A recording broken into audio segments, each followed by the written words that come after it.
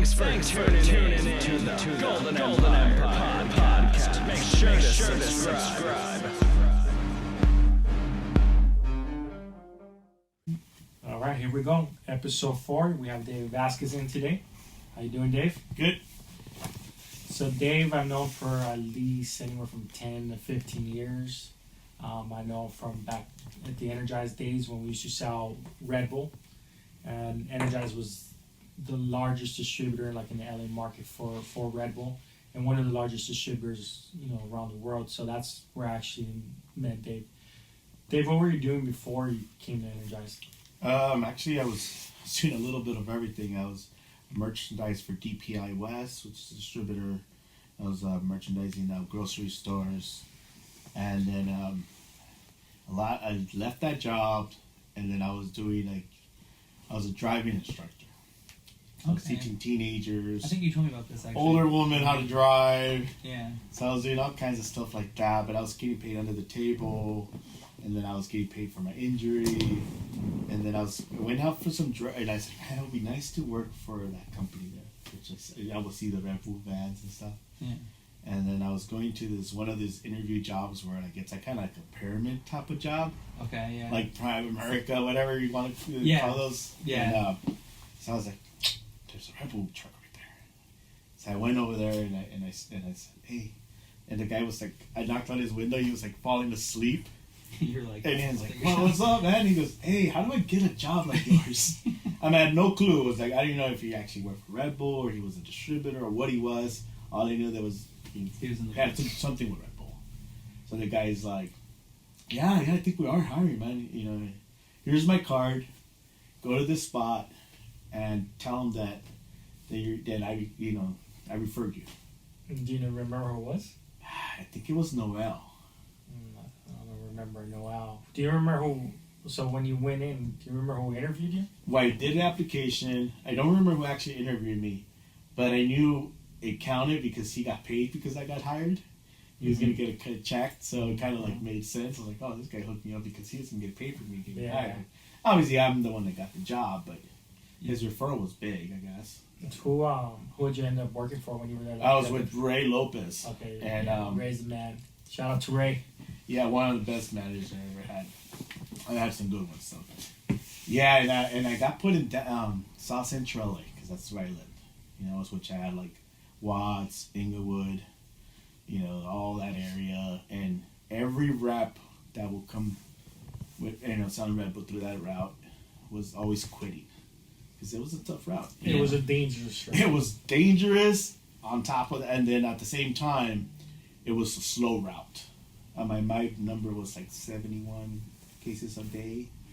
Everyone else probably was over that, 200, depending on. Yeah, depending on the area. So, yeah. So. It was all small format. It was just when I started and I went out there and trained, there was a guy named Daniel Hawkins, and I was just training sales, so I would go to different guys, and he had that area way before you started, and I'm going and we go to this account in Compton, and there's this glass. There's this glass store, and it's a gas station, and the guy had this big patch right here.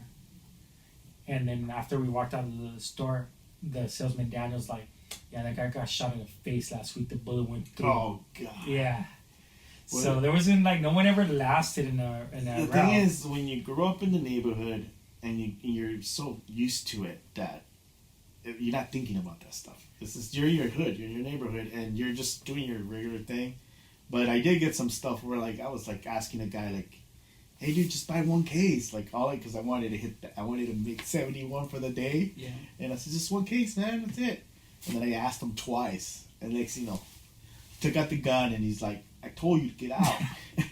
I was like, hey, don't worry about it, Yeah, man. So I did sales in the Inglewood area, and there were some accounts that were in the middle of the hood, in neighborhoods, and I would drive by there, and there was all these people just standing outside, and I'm like, I'm not stopping at this account. I'm gonna drive off. I'll come back later when there's no one there. Right. I mean, it just felt dangerous, and Red Bull, you could steal that and sell it like this at the time. It was Oh yeah. I mean, we had these locks on the vans where if you didn't hit the switch, and it was your responsibility every time you got off the van. You had to hit the switch, because if you didn't and they broke into your van, that was coming out of your paycheck. Is that what happened? After that, no, they never broke into my van. They started bringing That's into a what lot they of did. vans. What year? Do you remember what year you started with this? Or, Must have been like 2004, maybe. So around I that mean, time. when you came in, Or, what was the warehouse? Were we at Bell Gardens already? yeah, it was Bell Gardens. So I started in 2000 with them. So like it just started taking off. But at the beginning, you couldn't give it away, and then after a while, this is the way I look at Red Bull when we started with it. Like it got to the point I felt like it was cigarettes in jail. Like you could trade this for anything. My guys were trading for tortillas. They were going in and out. They give them burgers. My guys would go in the morning and go to the taco place and trade out cans for burritos. Yeah. I mean, I once traded 10 cases for a PlayStation 2.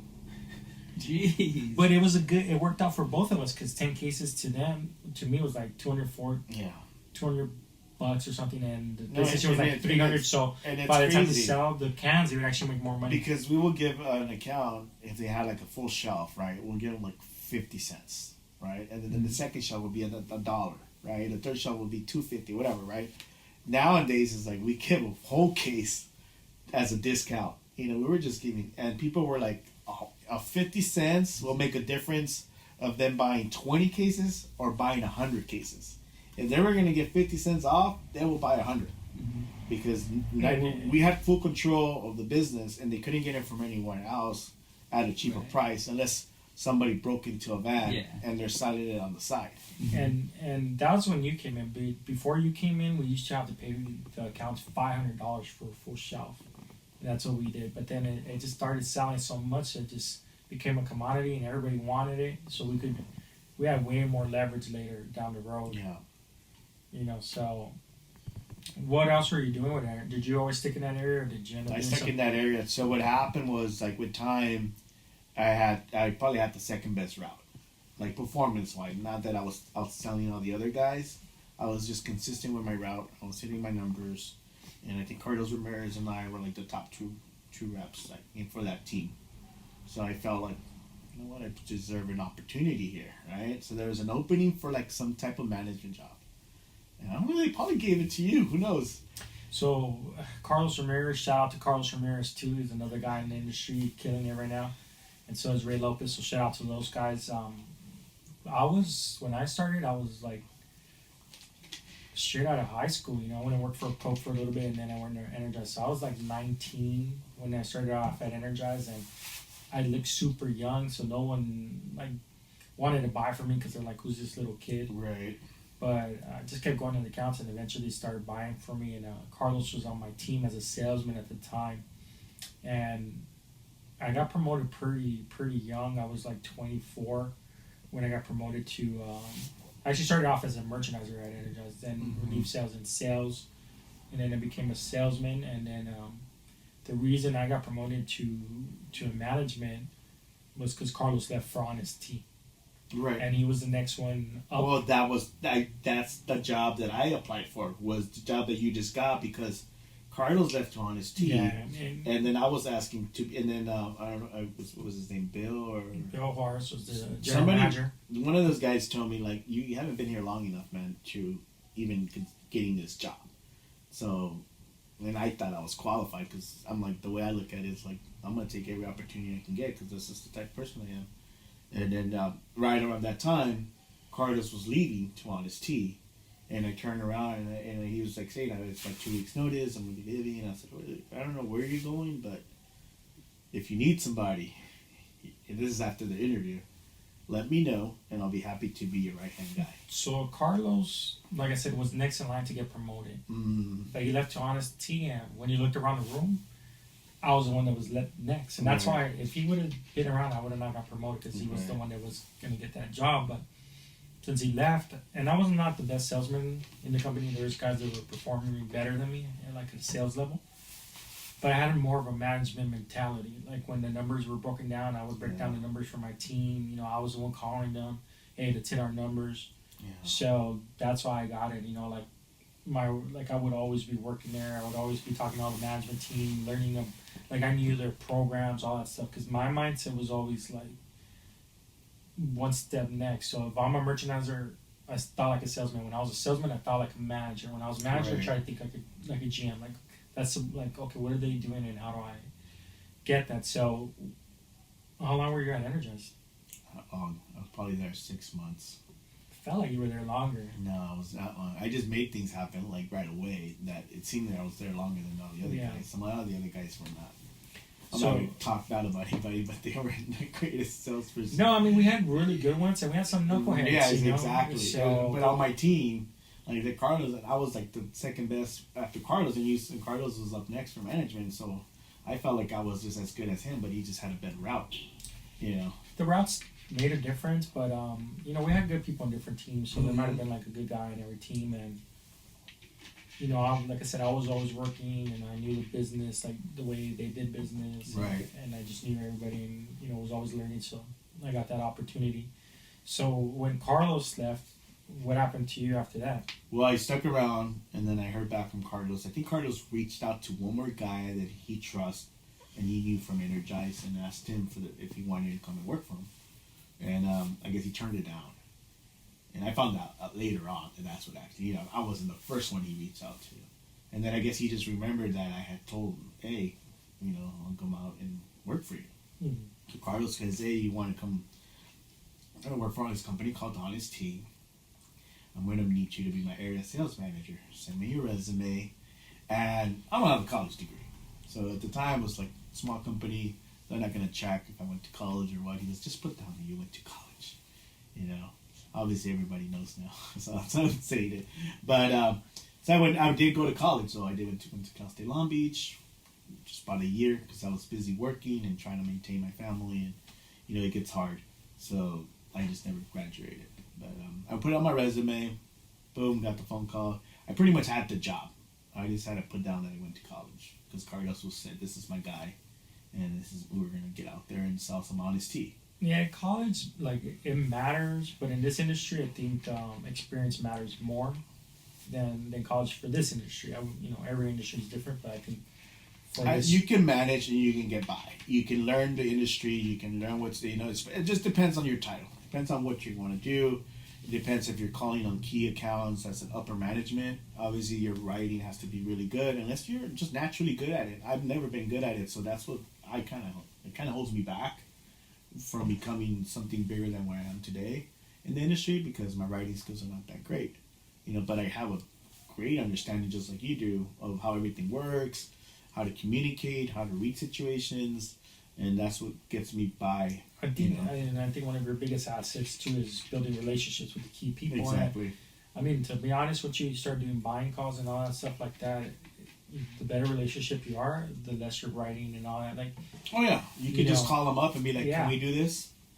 Or simple email. Like I have some buyers where like, "Let's make this. I'll give you this." Okay, nothing like I don't have to write an essay or anything. Now that you've been doing this, it's really understanding the people and like, okay, this is what they want. Right. Right, and once you understand that and you work with them the way they like to work, then you could accomplish. Oh yeah. You know, a lot of stuff. So. You know, when Energize first started, it was strictly Red Bull, but then down the road, they started bringing on brands, and Honest Tea was one of them. So, you know, for the LA market, Energize Distribution was one of the first to ever sell Honest Tea. Mm-hmm. And just the same thing, like when we first started with Red Bull, it was difficult to sell. When we first started selling Honest Tea, it was in glass, it was expensive. It was heavy. No one was buying it, man. It was just like super high-end stores that were super healthy, and at this time there was not all these stores that exist now. You know, there was no Air Ones, or there might have been like one. There was not all these nutritional shops, and health was not it wasn't as big as it is now. Like Coca-Cola was still like growing, right. And Pepsi. Yeah. I mean, they what Honest Tea did, and you know, probably a lot of people don't look at it like that, but I do. They pretty much planted the seed for everybody else, where it was the first organic tea, the first tea product to have organic cane sugar, being fair trade, you know, all these things that now everybody looks at. Where like, you know, we had to explain what being organic was.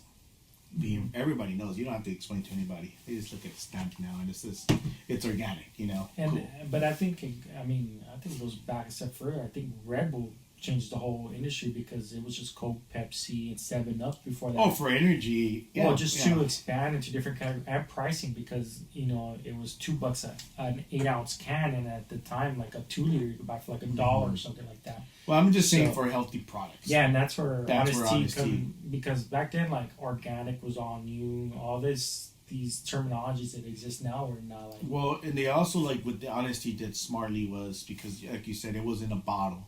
So eventually we went into a PET line, right? It was plastic. It was lighter. They created juices. It wasn't just tea. It was something for everybody, and that's how we managed to little by little get the product everywhere, and people like it, and even like it did a huge turnaround. Like even for Snapple, Snapple was wasn't using real sugar, so people stopped buying Snapple because I had accounts where like I don't want Snapple anymore. I want stuff with real sugar. Mm-hmm. It doesn't matter if it has this much calories, but it has real sugar.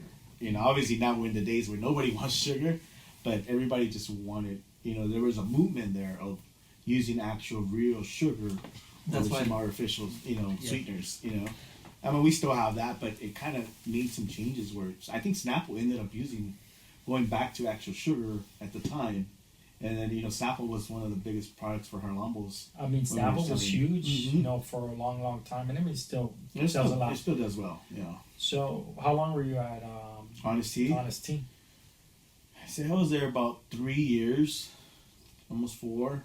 I left when it was pretty much everywhere. There was a transition of Coke investing in Honest Tea. And then Carlos had left already. Carlos went to work for Zico. He got an opportunity there, and same thing. He just told me, "Hey, I'm over here. If you want to come work with me, let's do what we already did at Honest Tea. Let's do it at Zico." So with Honest Tea, like, what was your role? What were you doing when you were with Honest? I was the area sales manager, so I was the one doing the ride-alongs. I was the one on the streets. I was the one, whatever it took to get the product on the shelves. Visiting the liquor stores, the gas stations, the grocery stores, because we target everyone. If you want to be a brand in the LA market or just to make it, you got to target everybody. You can't just target the Whole Foods of the world or the Sprouts of the world. Everyone has to drink your product in order for you to be a number one brand, to be a $1 billion brand or to sell to Coke or to Pepsi. And that was our goal. But with time, it wasn't just me anymore. We had about 2 or 3 guys in LA, 2 guys in Orange County, one guy in the IE. We had a marketing team, with probably 15, 20 demo people, demoing the product, just moving product out of the stores. And, so everything came easy as with time. But it was a struggle at the beginning because nobody wanted to buy it. It's too expensive. That's too much for tea. I don't care if it's organic. Who cares about organic? Nobody cares about organic. Obviously with time, everybody did care. Like I said, everybody did care that real sugar was in that beverage. And that's a whole interesting story too, because I've read, I haven't finished reading the whole book, but I was reading Seth Godin, is it the creator of it? Message in a Bottle. It's a good book to pick up and read about beverages and the struggles he had, and I mean, he goes through all sorts of personal issues that he was dealing with at home with his family and bottling issues, like all sorts of stuff. Like everybody looks at the end result, but he went through a lot to create it. I mean, we had a cranberry lemonade, and I remember it looked red for like the first couple of months, and then it was changing color. After a while, it was like our stuff was just all over. Like it wasn't supposed to look like that, and then eventually the packaging didn't look good, and then there was a relaunch of it happens. You gotta change things up to make things happen. But you gotta put the work, you gotta put the money. You gotta keep bringing in investors to make things happen. It's not an easy thing. And it started when it first started. We were selling it in glass, and then eventually went over to plastic. And then I remember going to the VEB meetings and them saying that they didn't make a profit for the first 10 years. Mm-hmm. And the way I look at it is not that they couldn't make a profit, but if you're not putting that money back into hiring more staff, or do more marketing, all these things, then you don't have a brand. You just have a product that could go in away at any point. Yeah. And that's kind of the reason I lost this channel, because we work with a lot of startups, and you only see the end results, but what about how long it took to build it, and who are the people building it, and this market and what it takes, and it's a lot of work to really. I mean, honesty was the number one tea in the tea category forever, and I think to this day that probably one or two. It just depends, but it didn't happen overnight. There's still a brand. You still have to be out there selling and putting it out there. I mean, I see it everywhere to this day, but like just to be the number one of the category, that's what it takes. You have to be number one to make it successful. There has to be some kind of category in order for any of these unique brands that are coming out. Like I mentioned, there'll probably be a CBD category, CBD drink. One of those CBDs is going to be number one. Yeah. Mm. Just like yerba mate, or Zico. With Zico, the category got so big. I was only there for like a year, and within like a year and a half, I think, it grew so fast because it was 3 companies. You had Vita Coco, you had One, and you had Zico, and everybody was trying to put it everywhere. If you were grabbing a One, excuse me, or a Zico or a Vita Coco at some grocery store from somebody was gonna hand you a coconut water. Did you ever meet Seth Goldman? I actually just met him recently at my company I'm with today. But you didn't meet him.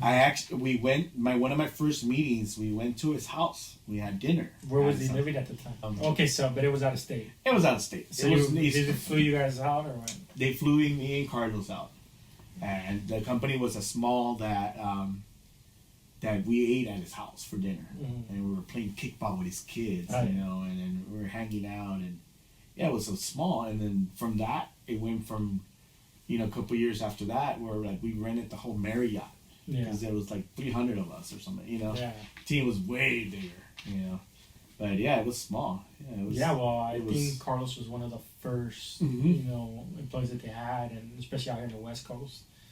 So I mean, that's the thing. I've seen a lot of these brands from scratch to growing big, and but the whole point is like he had a small house. It was small. Yeah, he was just it wasn't nothing crazy, and no owner has a lot of right away. He was probably still driving his family van forever, and whatever he was driving, and you don't make money for a while. No, I mean, and like I said, if you read his book, he was using all these weird random distributors, like bakeries, and just random because he's just trying to patch it together to make sure he could get to all the accounts and try to service everybody. So after that, you ended up going to Zico? Yeah, it was Zico, and like I said, it just happened really quick. Like the company was out of New York, and then he moved down here to Hermosa Beach, and it was like 1 minute, like we were in the map. It was everywhere. Next thing you know, Pepsi was investing on One. And then, Zico didn't want to sell. And then next, Coke is getting, involved with Zico. And then, I kind of outgrew my position, my time where I was there. And, I had to do my own thing. So Carlos and I kind of just like separated. And I moved on. How long were you at Zico? Not that long, man. It's a little bit more than a year that I can remember. Probably Carlos remembers more than I do. But a little over a year. Yeah, and it happened really quick. I worked for Zico too, and it was about a year as well. So but it was after you. Right. Did you get a chance to meet Mark Rapola? Yes. Yeah, because he was at the office in Hermosa Beach. Yeah, I met him, and then I didn't talk too much, but I met him, and then Drew. You know Drew? Did you work with Drew? No, I don't know. He was their first hire, and okay. they sent him down from New York, and he's the one that brought Carlos and I along. He was really the guy in charge. What were you doing for Zico? What was your role? Same thing, man. Same thing. Same role. Just get out there, build a brand. And a lot of times, too, when you're the area sales manager, there's no marketing team. You got to do it all yourself. When you first started, because they got to the point once they started getting that Coca-Cola money, that whole marketing team. When I was there, we had 5 people just for the LA market, and then we had people for every major market. And those were just, territory sales manager. I'm not even talking about, upper management, people doing buying calls. Yeah.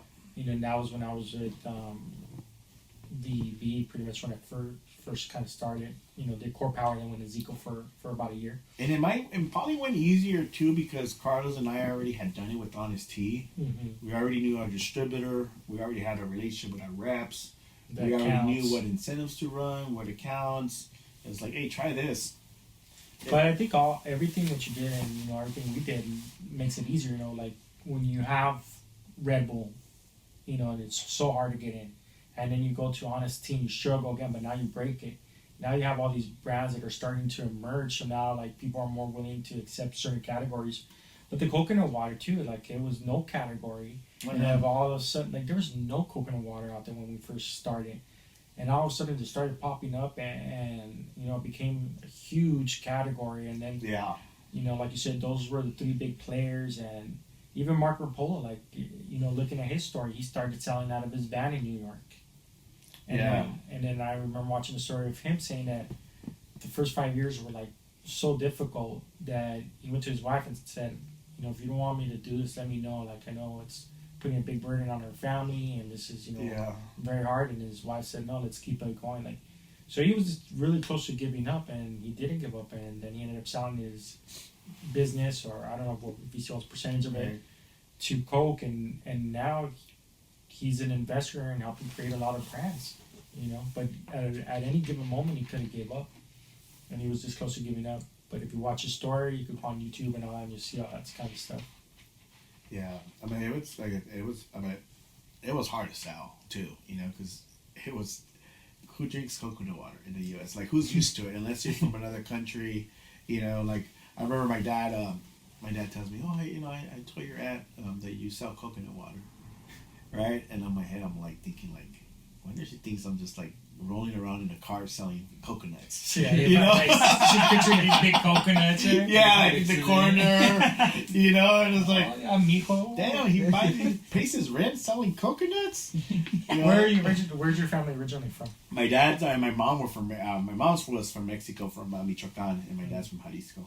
Yeah, so like South America, Central America, like Latin countries, coconut, people are used to drinking coconuts, but like here, you're right, they're not used to drinking coconuts like they are over there, it's just different, and like my dad grew up drinking coconuts, he's always liked coconuts, but I never drank coconut, and I couldn't stand the taste of coconut at the beginning, and now, there's some other brands, and they've done a better job of making them taste better, but a lot of it too was the benefits of coconut, because it has so many good elements to it. Well, the reason why, like, it was, straight from the coconut, right?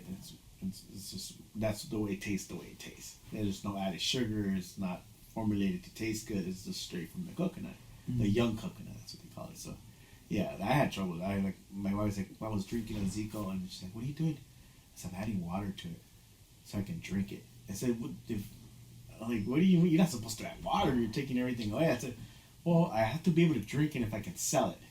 So I have to like it in order for me to sell it. I can't just be telling people, drink this, and I can't even drink it myself. Yeah, but then I got used to it. But I never liked the original Zico by itself, and when I sold it, I believed in it, but not because I liked it, but because of the benefits of it. Right. The chocolate one, though, I could drink. I like the chocolate one. Well, a lot of times, anything that's good for you doesn't taste that great. Yeah. It's just the bottom line. Or I would mix it with like a smoothie. Like if I mix it with other stuff, then it was tolerable to me. And that's what most people do to tolerate whatever it tastes like. They mix it with something else just to get the actual benefits, like you said. So where'd you go after Zico? I went to Guayaquil, Yerba Mate. So Guayaquil? Yeah, that was where they started, really, where they... Is this really you on the can?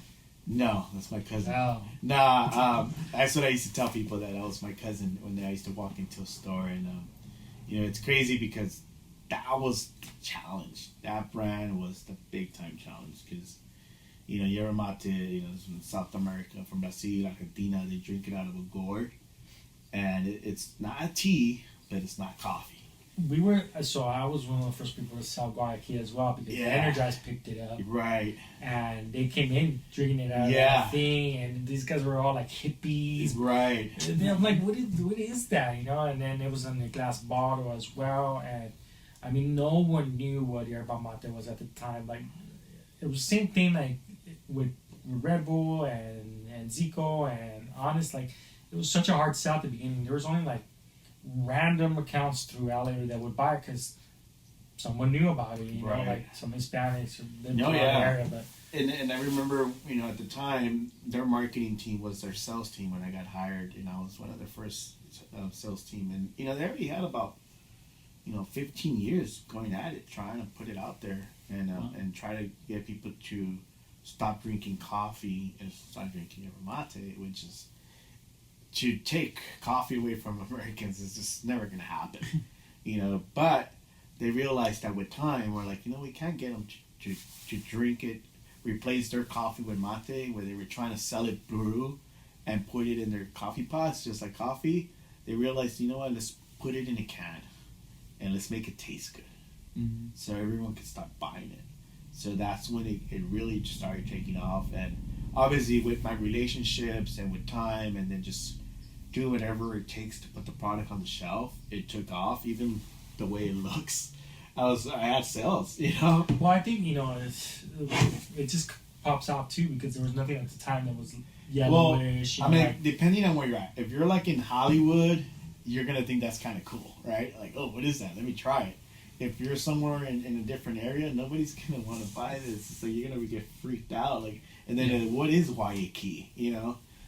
So yeah, and that's the whole thing too about all these brands. Like when we first started with them and you first started, it's just such an educational thing. Like it's not even like you really have to educate the retailer. You really have to educate the consumer. Like and that was one thing that Guayaquil, and to this day they still do that, and they were always about educating the customer, educating whoever sold it. Like if they will do trainings, they will show people where it comes from, how traditionally how you drink it, and it was a lot of that more than just say here buy my beverage. The owners they would travel in this RV cross country before they even had just make at every Whole Foods they can find or every natural account that they can think of and sample it to people, and obviously with time I guess they made enough money. When we were building it up and down the street though, when we were using our DSD, our natural business was starting to get strong, so that maintained the growth from DSD, because when you want to go DSD, that's when I say you want to be everywhere, right? But it doesn't happen all the time, because that you can't survive. Not everyone survives outside of a natural account. That's the way I look at it. And there was at least 3 years of struggle, but there was no pressure because our natural distributor was still putting up dollar signs, so it wasn't coming out on me with Hair Lombos to say, David, you need to make this much sales or we're going to go out of business. So what I did was like, okay, you know what? Let me maintain the business that is strong. Let me make it even stronger. So we went around in every single Whole Foods, and I made sure we had a full shelf. We had all of our items. We were in the cold box, and we sold. And that's and that too, like the transition from the traditional markets and you're up and down the street to the natural channel. Like when we first started with Red Bull, there wasn't all these natural channels. Everything was your traditional and all that stuff. And over time, the natural channel, there's more and more different types of markets and more. They all have more accounts now. So the natural channel, by the time Guayaquil came around, there was more for it to sustain business. Mm-hmm. Where 5 years prior, there wasn't, it wasn't probably not enough to sustain. Oh yeah, business. there was enough business for me to tell my distributor, like to sell it to the co-ops, to sell it to these natural accounts. Just my thing was, if there's a Whole Foods in your territory, then you sell it to accounts around, because whoever shops at that Whole Foods, it's gonna put gas at that gas station across the street. It's going to go into that deli, or it's going to go into that market. So that was the whole strategy. If there's a Whole Foods, then you can sell Guayaquil. If you don't have a Whole Foods near you, don't even bother, because it's probably not going to sell. And that's what I tell people too. Like, so you look at your big markets, your Whole Foods, if you're going natural channel, or you look at a Walmart or Rouse for the non-natural channel, and you get whatever brand in there. but all the accounts around it add up, especially in Southern California. You know, so if you have one Whole Foods, how many gas stations, liquor stores, sandwich shops Oh yeah. are around there? So maybe that Whole Foods sells, 20 cases a week, let's say.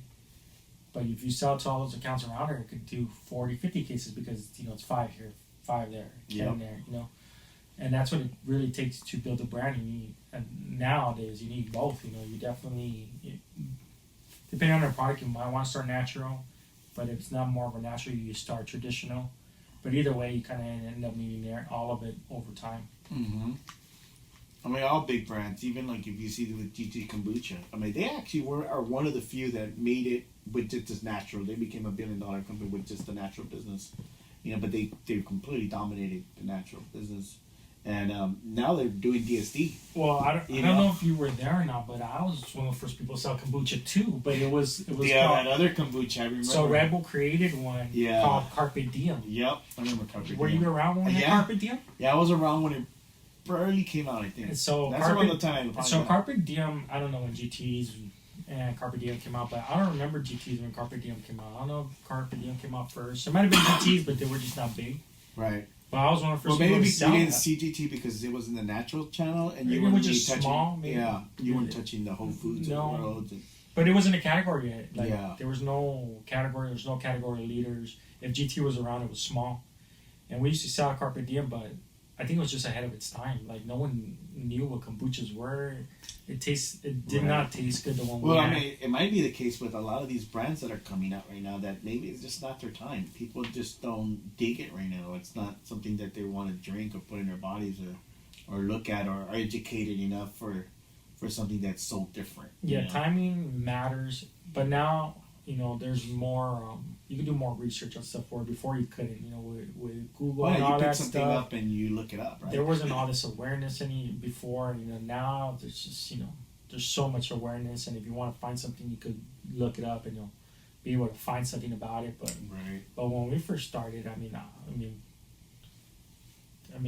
was in high school, we were pagers. We didn't even have cell phones, and then the first cell phone was like flip phone, and it's nothing. Now it's like.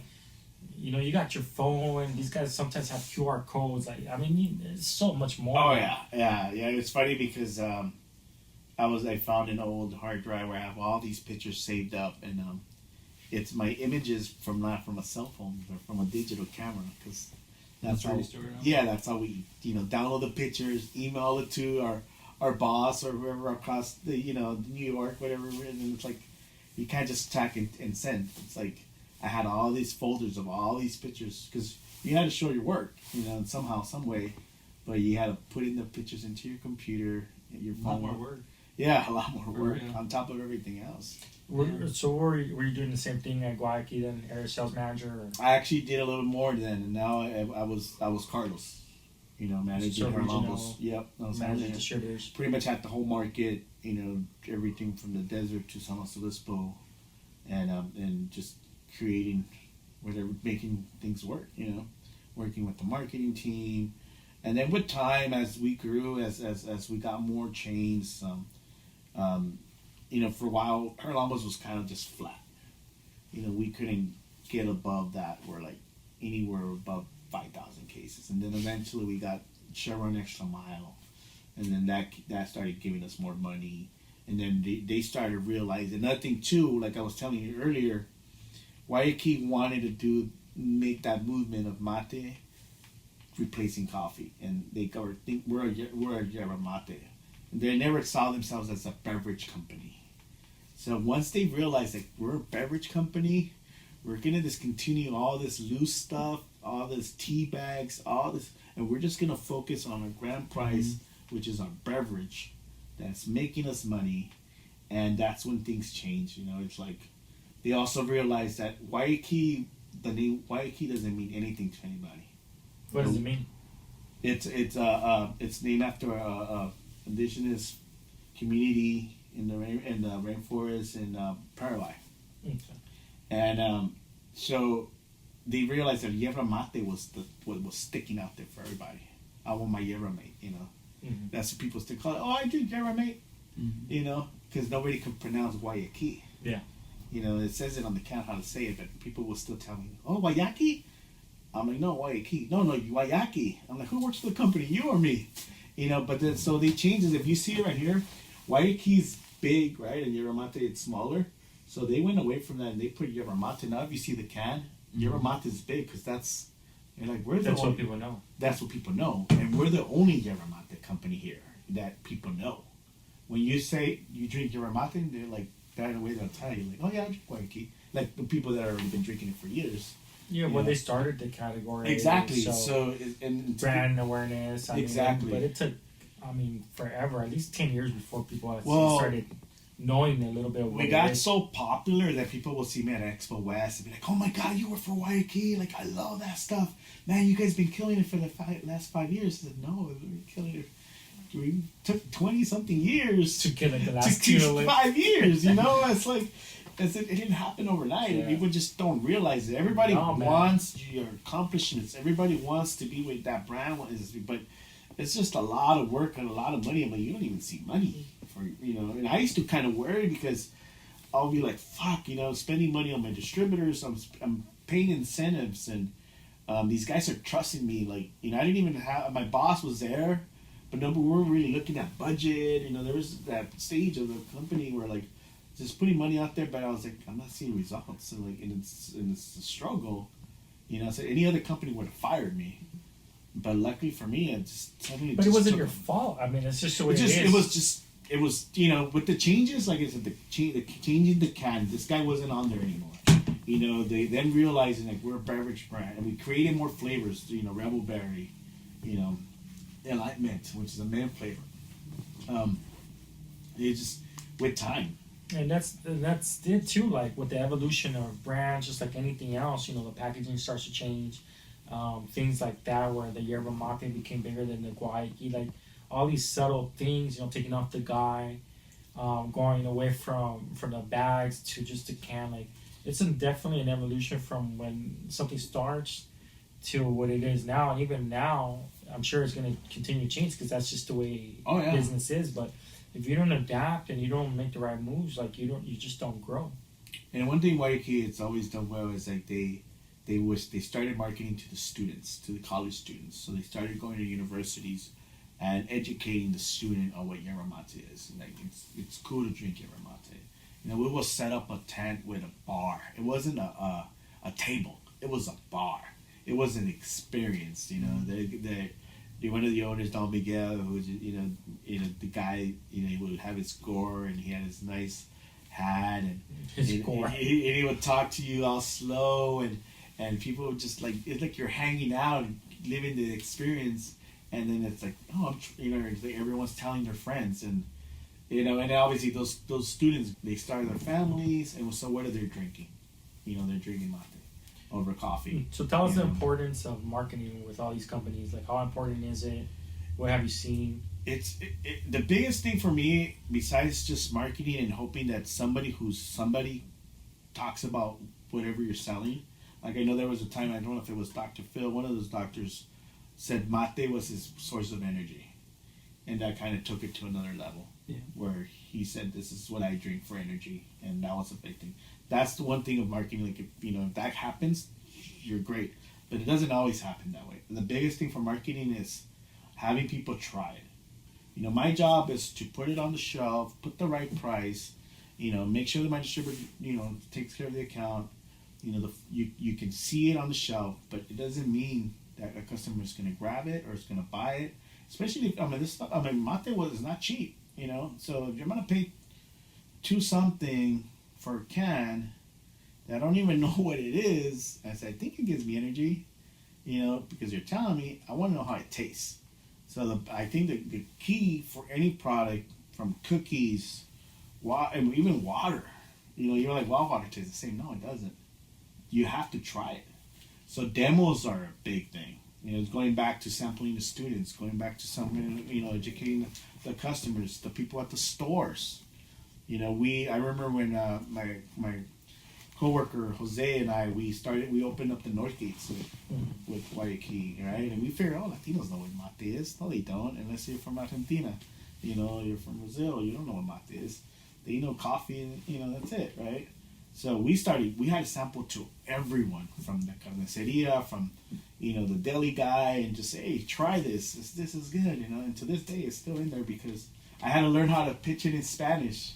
Es bueno para la salud, te ayuda a tu metabolismo, and all this, just like it's mejor que café, like all these things, right? I had to like pitch it out. Jose helped me out a lot, and but we figured it out. But that was the only way to sell it, was demoing it, having people try it, and the biggest thing for anything is the customer has to try it, has to like it. And if they're gonna spend money, if they're gonna get hooked on it, you gotta have them try it. And one thing, it's for me, when I do sampling, I don't want to give you a cup. I want to make sure you take a bottle home, because if you're gonna tell me one thing they say about mate, it gives you clarity in the mind. It helps you focus. So that's a good thing over coffee, that it does really good for you. So you're not gonna know that unless you drink a full can. Mm-hmm. So we would do a lot of buy one get ones on top of you trying it. Like once you buy one and get one for free, so you can actually purchase one for yourself or maybe for whoever you're with, and then you can see. And then I always say to this day, and let me know how you feel afterwards, because that's that bottom line, and that's how that person's gonna. And there's always someone that kind of breaks through the category, right? So there's Rebel for energy drinks, there's Guayaki for the yerba mates. I don't know. I feel like Zico, One, and Vita Coco all kind of started that market together. Exactly. It feels like it. And now, like with us, we've worked with Clean in the past, and it's kind of the evolution. And eventually, we'll have someone from Clean on here too. We'll talk more about that. But just a different evolution. Oh yeah, of the brands, and you start off with one thing, and now like Clean's like it's like you're like a Guayaki, but it's different. And like I said, we'll bring someone out from Clean one of these days, and we could get more to the details of that. So after Guayaki, how long were you there? I was there about 6 years. Where'd you go after Guayaki? I went to Zevia. Zevia we sold too, so I sold Zevia before you. But we had it at Energize as a DSD. It didn't work for us. Yeah, it didn't work for a lot of DSD. It didn't work on the DSD side. Yeah. And to this day, it hasn't worked on DSD. Not to the level of other brands, right? But the natural channel. I think channel. it's more of a grocery item, natural channel, and they've chosen to do a lot of their business direct. So they cut off the DSD network. So it's not, it's mostly focused on chain stores and natural stores. They have tea now, they have energy.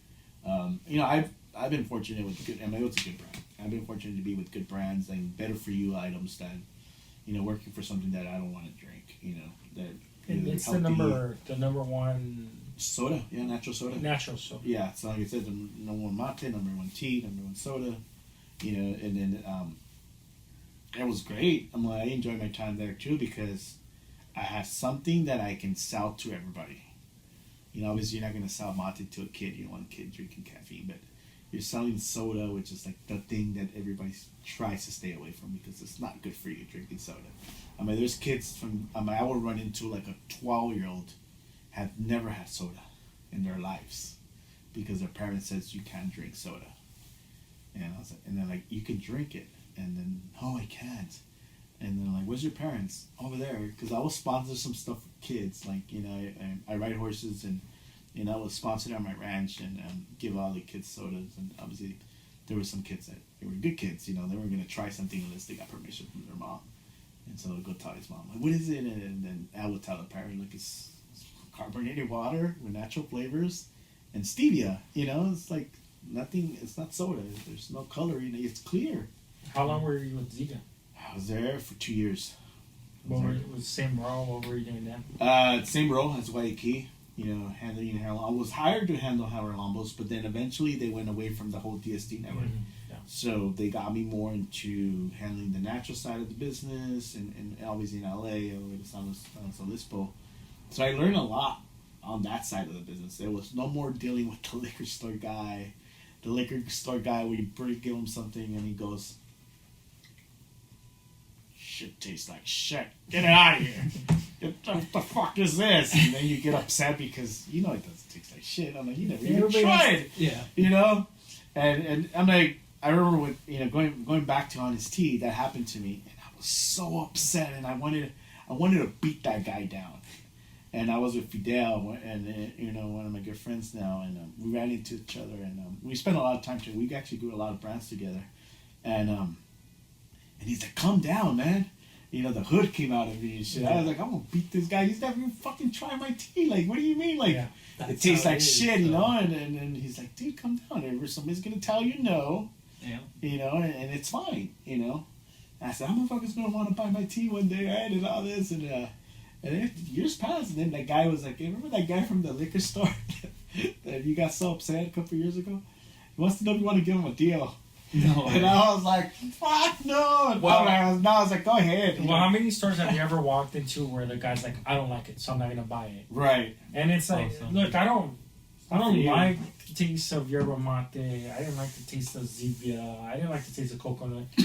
But I always look at every product as, let's try it and see what the people think. Because everybody has a different taste. But the reason, I just grew up with so much sugar that I love sweet stuff. For the longest time I couldn't even drink water. Now I drink water. I was accused in Honest Tea one time for, it wasn't just me, but I was accused of having the most expensive bill back for samples being used.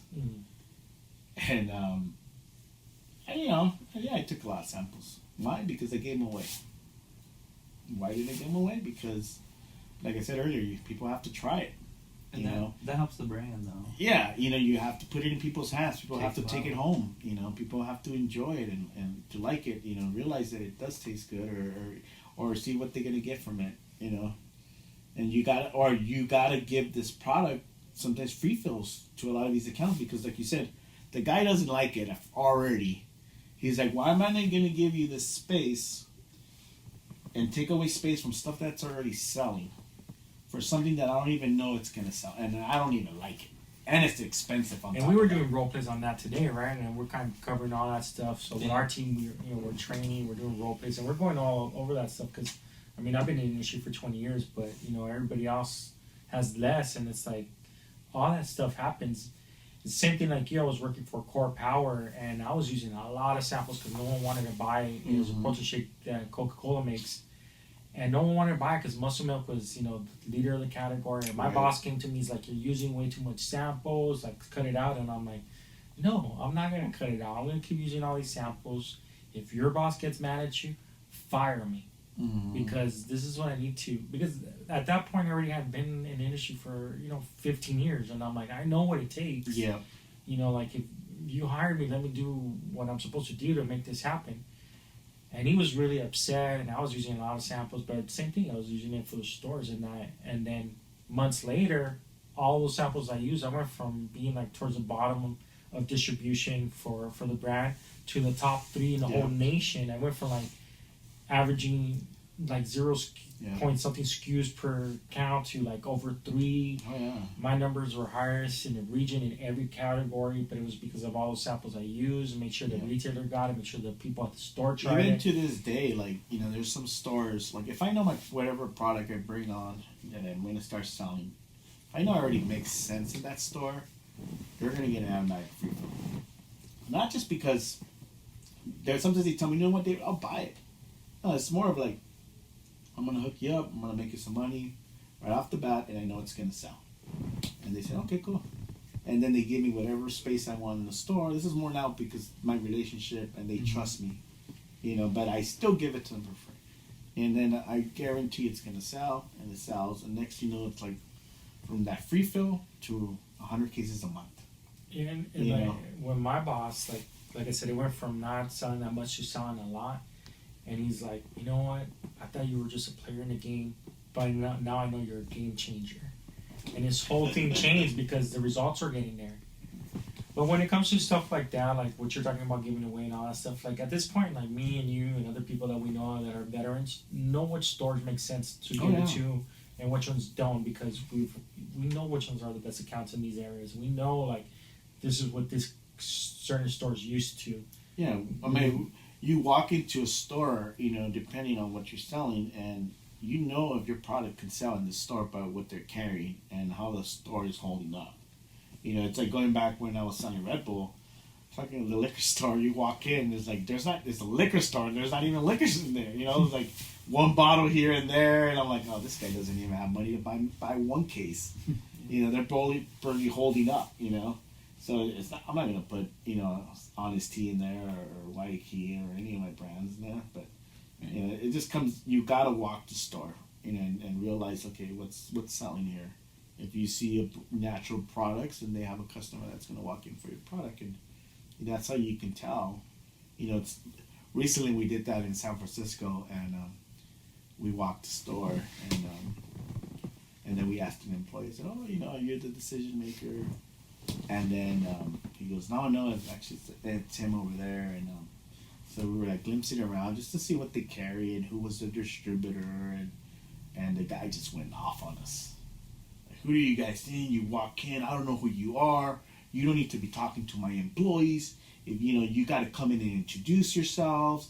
And he just like went off, right? And then my coworkers were kind of like they didn't even know what to say, because they probably have never been talked to like that, right? I've been there, done that, right? Cussed out, kicked out. If you haven't got kicked out, you haven't been. Oh, for Red Bull, I used to get kicked out all the time. I said, "You're gonna want to buy it sooner or later." Fuck you, because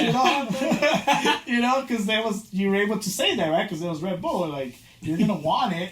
I'm like, those cases you bought from India, wherever you bought them from, you're gonna want it back. Like, when we were at Red Bull, our biggest competition was Red Bull.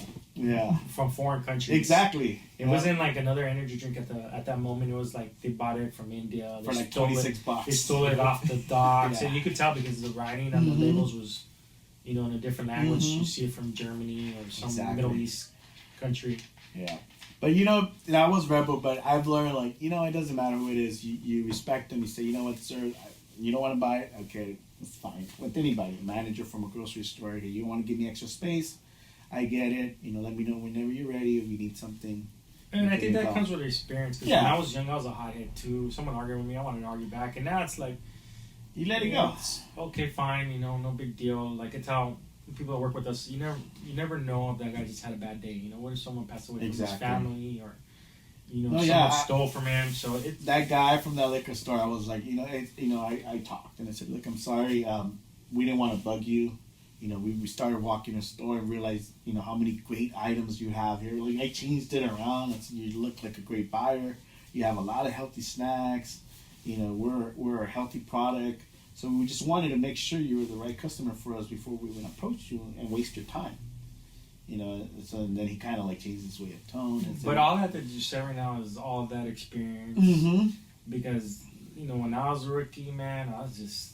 Oh, yeah. I just wanted to fight. I remember people putting foreign product into my Red Bull coolers, and I'm like, I'm going to take it out. If you don't take it out, I'm taking the cooler. The guy will check it over the counter. I wanted to fight, and it's like, dude, it's so ridiculous. One of my buddies who I got into with Energize, he's like, hey, go with me. I said, where are we going? He goes, and he had a bat, right? He goes, I'm gonna go pick up my Red Bull cooler. This motherfucker doesn't want to buy from me anymore. And I gave him a countertop cooler, and I'm like, why are we fighting for this cooler? Well, back then, I don't know, man. I used to take it so personal. Like, I felt like, I don't know. It's like, I did too. Like we were in gangs or something, man. Like, I was the same way. Like, that guy who I said, fuck you, you're going to buy from me. He's like, I walk in, right? And I said, hey, I have Red Bull for, probably at 50 cents less than, what was it, $32.99 or something like that? You change prices. So around there. And then he's like, oh, I can get it for $26, right? And I said, dude, if you can get it for fucking $26, your fucking back room will be full of fucking Red Bull. So don't give me that shit. Hey, but sometimes it was because they would. But I know, right? But I already had looked in his back room, so I knew he was full of shit, right? And it just pissed me off because I wanted to hit my number, and I was counting on him to buy, and then he comes at me with that fucking answer, like, nah, I don't want to buy. I get it for $26. I'm like, really? But well, that's the thing too. Like, you're in this industry. Like, I tell people, man, I get lied to like on a daily basis. Because once you start doing this for a while, when they're lying to you or not. Like, oh yeah. Sometimes people tell you yes just to get rid of you. Like, you already know, and sometimes you know more about their store than they do. But I remember when I first started for Red Bull too, and when Monster first came out, and I was at my house, and one of my friends came in with him, like walking towards my house, and he's gonna enter my house with a monster in his hand. Oh shit! And I'm like, hey, let me see that. He's like, oh, here. I grabbed it and I just threw it on the floor. Don't be bringing that shit in my house. This is Red Bull pays my bills here. Right. Like. Oh yeah. That's how it used to be like at least way back. Well, I mean, you know, if whatever product you sell, it's like you kind of try to live. I always try to live the lifestyle, or whatever it is. My wife eats really healthy, and so she's actually been with me since like Honest Tea. She would. And your wife's in the industry too. Yeah, she's a broker. She represents YK still to this day, and she would do my demos. She was my first demo girl, because I'm not that cute. No, so, and your wife, like, as I met his wife, she's super cool too. Has like a great energy and just, she's a good talker. So whatever brand she's gonna be repping, like, she's gonna have good energy for it. No, yeah, you have to have good energy. You gotta believe in it. You gotta speak the language. Speak the truth. It's like obviously with YK, a lot of the guys they surf. I wasn't a surfer, but. You know what? I was behind it. Like, dude, I'm like, yeah, they do rebuild the rainforest. It is a fair trade. I was like, they took me there. Mm-hmm. I got to visit Brazil and Argentina, and went into the rainforest and saw the, how they were giving back the fair trade. Like, we went to a community, and then there was like this huge, like Greyhound type bus, right?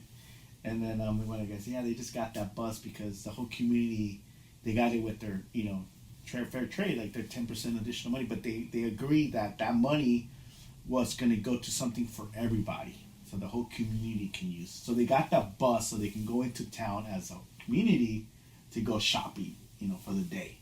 So it was like that came from the fair trade, and I was like, holy shit, just blew me away, and I was like, I was like so glad that I, whatever I was preaching to people and telling them that it was true, it's not always the case, but. It was just a good feeling of it. And I didn't drink coffee.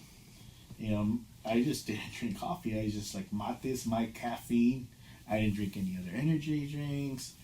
Same thing with Zico. That was my Zico was it. Honest Tea. I didn't drink any other tea. I didn't drink Coke products. We were like so against Coke. And it's funny because Honest Tea started where Coke is the devil. Honest is the honest company. But then eventually you get bought by Coke. It's always funny. Coke I think realized like, hey man, we need a healthy product. We need to start because exactly. we got to transition. The market's going that way. And that's the way you got to look at it too. And so they realized it and they started acquiring. And I worked for VEB for a little bit. Right. And then you were there, and then you were at Zevia. And then you left for a little bit, and you came to work for us, just kind of consulting until you landed at Super Coffee. And like that little time right there was about a month, and obviously when you have experience, you make phone calls and you tell people, hey, I'm looking for work, I'm looking for a brand, and you sometimes you have a choice of where you want to go because people want you.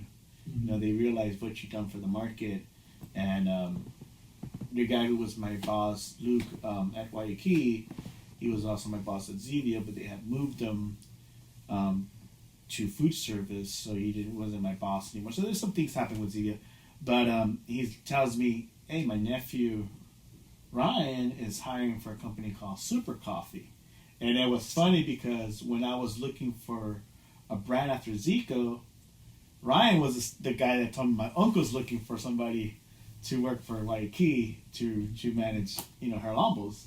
So it kind of went around like a couple years later. It was the other way around. Yeah, I mean, the industry is big, but it's small. Like, everybody's connected somewhere or another. And I don't know, man. It's like, it's a big family. And, so with all these brands, different things happen, change of management. And your role can change and things happen, You can't always just say that I'm going to be here forever. Because either they get bought out or things change. You probably don't like it. They probably don't like what you're doing anymore. They probably don't need you anymore. You gotta live with it. It is what it is. And that's why I started my business model. But at the same time with us, it's the same thing. Like, we'll get products come and go because it's different reasons. Change of ownership, change of management. They want to go in a different direction. Exactly. And my wife's always telling me, like, you love the excitement of when you're building something. But once it's done, you kind of start, your energy starts going down, and then it's you should probably just consider that and start looking for something different when you get to that stage where you feel like you've done your job, instead of waiting too long and then eventually it sells, or you know, there's a change of everything, you know. Yeah, when you came to work with us, like, and you know, like just consulting, kind of seeing what we're doing, and just kind of, hey, you know, you could do this, helping us out a little bit with the merch, just like seeing what we're doing out there. And we already had talked about it, like, you know, you were gonna be looking for another job, but it's the same thing, you know, like it's kind of like we're all kind of like a family in a way, Exactly. you know, kind of help each other out. And even to this day, we don't work together, but we share leads, like, hey, talk to this person, talk to that person, you know, like. And there's nothing wrong with that, because the way I look at it, like, whatever happens to somebody could easily happen to somebody else, you know. The way I look at it is like, hey, you leave roses in your path, and you know, you can always go back and say, hey, what's up, you know. And so everybody appreciates that, you know. Or just a lead, I ran into the guy from Clean today, Alex, and you know, I told him I work for YT, and I said, I understand what you're trying to sell, and he's like, you know, so what areas do you have? And he's like, oh, I got Orange County, and I have the IE. And I said, you know, if you need some leads for the IE, let me know. You know, I'll shoot you some contacts, and you just be nice, you know, instead of saying. Some people look at it like, oh, every other beverage is my competitor, because we're all fighting for the same space. You know, I don't look at it that way. I just look at it, even if it's in my same category, I'll talk to the guy. Because why? Because you know what? You're going to have some respect, you know? Yeah. You're not going to, why? Oh, don't talk to that guy. He works for this, you know? Why? When I was selling Red Bull, I would talk to the Pepsi guy and the Coke guy all the time. You know, and those guys were selling other energy drinks. You guys were more hardcore. I was at the beginning of my career, I was like, man, I wanted to fight against everybody. You know, I was like Coke, like the Pepsi guy, man, the 7-Up guy. But I mean, as I grew older, what was Pepsi selling that it was an energy drink? They had Sobe. I think it was the Sobe Energy. Sobe Energy. Yeah, because they wanted like an Amp Energy. Those guys were drinking Red Bulls, but even before that, because I worked at Coke, so to me it was like we had Coke and Pepsi battles at the stores, you know. Yeah. I mean, because there was nothing else, so we were always taking each other's space. Yeah. You know, back then.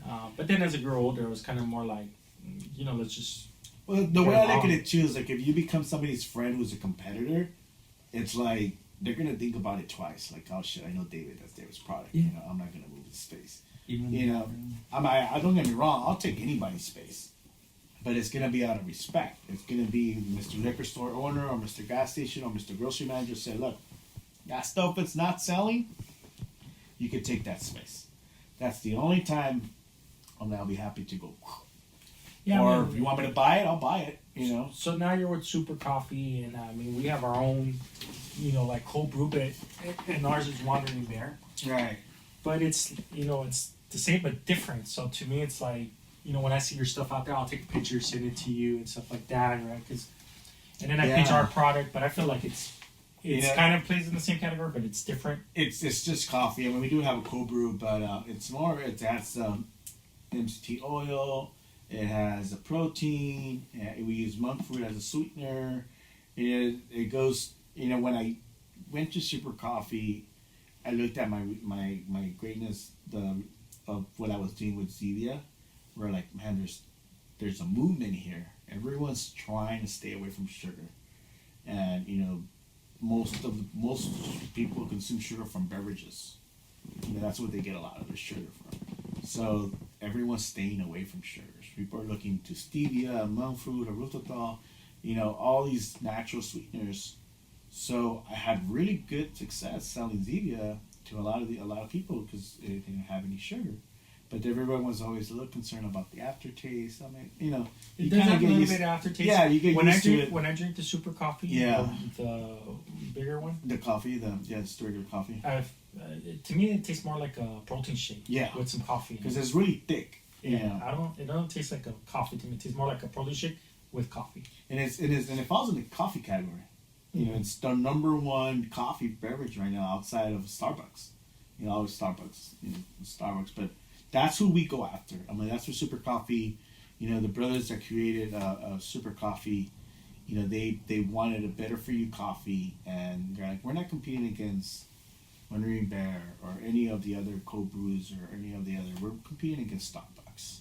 We don't want to be next to all the healthy coffees. We want to be next to Starbucks because that's That's the consumer we want, and there's plenty of them, and then we're taking them. Yeah. And I mean, like I'm out there in the trade and I'm traveling, and I see you guys well represented. Like I see you guys at Target, I see you guys at CVS, and obviously independent channels. So, overall as a team, you've done a great job. I know there's definitely a really quick growth here, and I met with the Classic guys from Orange County this morning, and I told them, look, some of you guys know me from the past. In the past, I directed you guys to just sell to these accounts, don't sell to gas stations yet. I said, coffee is coffee. Everybody knows what coffee is. And it's pretty much, that's all it is. I said, it just doesn't have any sugar, but it tastes like it does. It's sweetened with, with monk fruit. And, anyone can like it. Nobody's going to look at it and say, oh, this is horrible. Everyone can buy it. And our goal is to be everywhere. And I think that's where you create the truest value for these brands, because you've worked with all these different companies. So you have good relationships with a lot of key accounts out there. You know what kind of store should be sold. You have good relationships with a lot of people from the distributor. And, they could go and hire a youngster and pay him less and they pay you, but they don't know all that. It's going to take years to train them, understand all this stuff.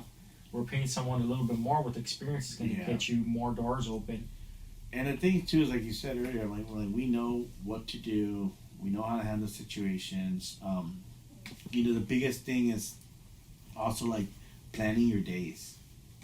One thing I picked up, like I remember when I was selling and I was a younger rep, my app where I keep all my notes, my Evernote, let's say, it was a little diary, right? So the contact, the address, and then my Google Maps was my Thomas guide, right? Yeah, Thomas guide. Yeah, right? And it's like I had a San Francisco one, I had a San Diego one, I had an Orange County one, I had an LA one. Yeah, when I first started at Energize and I was merchandising Red Bull, they gave me 30 stops with a Thomas guide, and they didn't even put it in order, Right. And I was driving back and forth, and I'm like, oh, man, I already passed that store. We didn't have all these apps that we have now. There was no, navigation. Yeah. Well, and then with time, people, bosses made me do a weekly, planner, do a weekly recap, a monthly recap. I'm like, why do I need all this fucking recapping for us, right? And then, you need those for your notes. But with time, I realized, like, I'm creating a database by keeping track of everything I do, keeping names on file. Knowing, it's nothing like walking into a store and knowing that person's name. Mr. Grocery Manager, how's it doing? And even if, like, I walk into a store today and if he's not there, I just want to know the name. So the next time I walk in there, I know to ask for Bill. Yeah. And it just is a different response on whoever, oh, let me call him. He's expecting you, or sometimes they don't even ask you that because you know the name. So they figure like, oh, they know each other. So let me call him. So then you're going to get your 10 minutes, 5 minutes, or whatever you're going to pitch him on, right? So I plan my weeks. I keep notes of everything I do. And nobody tells me to. I just do it for myself, and I'm really successful. I don't live in LA. I live in Riverside, so I have to commute to LA, and I have to commute to Orange County. I'm far from where I live, so I got only so much time in the day to make things happen. So I realized, like, I have to plan my weeks. I have to, you're just more productive. There's something out of my 10, 15 accounts that I put on my daily to go visit. 3 or 4 of them I know I'm going to get something done. The rest of them are just throw-ins. If something comes along, cool. And a lot of times, if an opportunity comes, you handle it the following week. And then you add that to your next week. So you kind of like just keep rotating and you execute. It also depends on what's going on. What are your priorities, So working with all these brands, let's talk about distribution, because one of the hardest things is distribution and working with these multiple distributors. And because you worked with so many brands, you've worked with so many different distributors. And because we work with brands like through Golden Empire from like startup, right? And then there's brands that are, doing $1 billion in sales. So we work at all levels. And then when you first work with these smaller companies, like they totally do not understand distribution, the network, the difficulties of it. What are some of the challenges you've seen with distribution like over the years with these different brands? Well, I mean, the thing is, like I always like if I run into some entrepreneur, some guy that's trying to start his own beverage, I always say, look, get yourself a van and go try to sell it on your own before you sign on to a DSD. Oh, well, I want to be with Harold Humbles. I hear they're good. That's a lie. Just go do that and then come back and I'll tell you who's the contact from Harold Humbles, right? And this is what I haven't run into anybody recently, but it used to happen to me a lot in LA. And because you want to know if your product can even sell first, right? You can't just assume Harold Humbles is going to bring you in, you know, a big distributor like that. Right. It's going to take money. It's to sell even. You can have the most amazing product, but you gotta pay money to make money. You know, you gotta pay the reps, incentives. You gotta the samples. You know, they charge you back for those samples unless you have a place where I can go pick it up. But even But then, a you lot have of to times, rent the place. So. yeah, a lot of times the product is not made in LA. It could be made in New York, you know, or somewhere else where it comes in. You know, so you gotta buy it back from distributing. There's a bill back. You know, and they're not gonna give it to you at cost. They're gonna sell it back to you at whatever their front line price is. So everything adds up. You know, you gotta pay for promotions. You know, you gotta pay for placement now. Like Sliding fees. Yeah, sliding fees just to bring it in. You know, nowadays people are you know, you go to a good account and like, oh, you want this real estate, you gotta pay for it. You know, and that goes for everybody. Even the top brands are paying for that space. Well, that's where I think it came from the top. You know, these big companies getting everybody used to pay to play. You know, now everybody's kind of like, hey, this is, you know, what everybody else is doing. If you want to be part of this, is what you have to be doing. Yep. And if you don't have that money to make on top of paying my salary, it's just not going to happen. You know, like I've been approached by products. It's like, oh man, I'll pay you this much. You know, and then I'm like. And then what am I going to do? And they're like, oh, you're going to manage the whole West. And I'm like, well, you can pay me, but are you going to pay for everything else? I can't do it with myself. That's not, you got to pay for bodies too. You know, one person cannot make things happen. No, and that's you know, that's what we saw as Golden Empire too. It's like, hey, you're hiring a team because there's not one individual that's going to make a difference by himself. Like, as good as you are, you know, how many people are there in Super Coffee right now? Oh, yeah. You know, for this market. There's two of us, you know, from LA to the IE to Orange County. There's only two of us right now, you know, and then there's another guy in San Diego, and then we have our regional manager. And when we're right now, Super Coffee is moving so quick. We have all these chains authorizations, and you know, every account is a priority. You know, but then you have the marketing team too. And we have a one thing that actually I loved about Super Coffee since day one. They told me they have a team called, you know, Pet Squad, and they hire part-timers to just focus on sampling the product. So if you sell it in and you get it on the shelf, you get it a good placement, we'll get a demo there right away. So there'll be movement, you know. But guess what? Every Pet Squad person gets $25 an hour. You know, that's money that you have to pay for this demo team, you know. Well, on top of the samples. Exactly, on top of the samples, on top of everything. And miles, they get paid miles. So, because we want them to be happy. We want them to believe in the product. We don't just want them on their phone. We want them, hey, they're getting paid. And they're supporting us like if they're part of the team.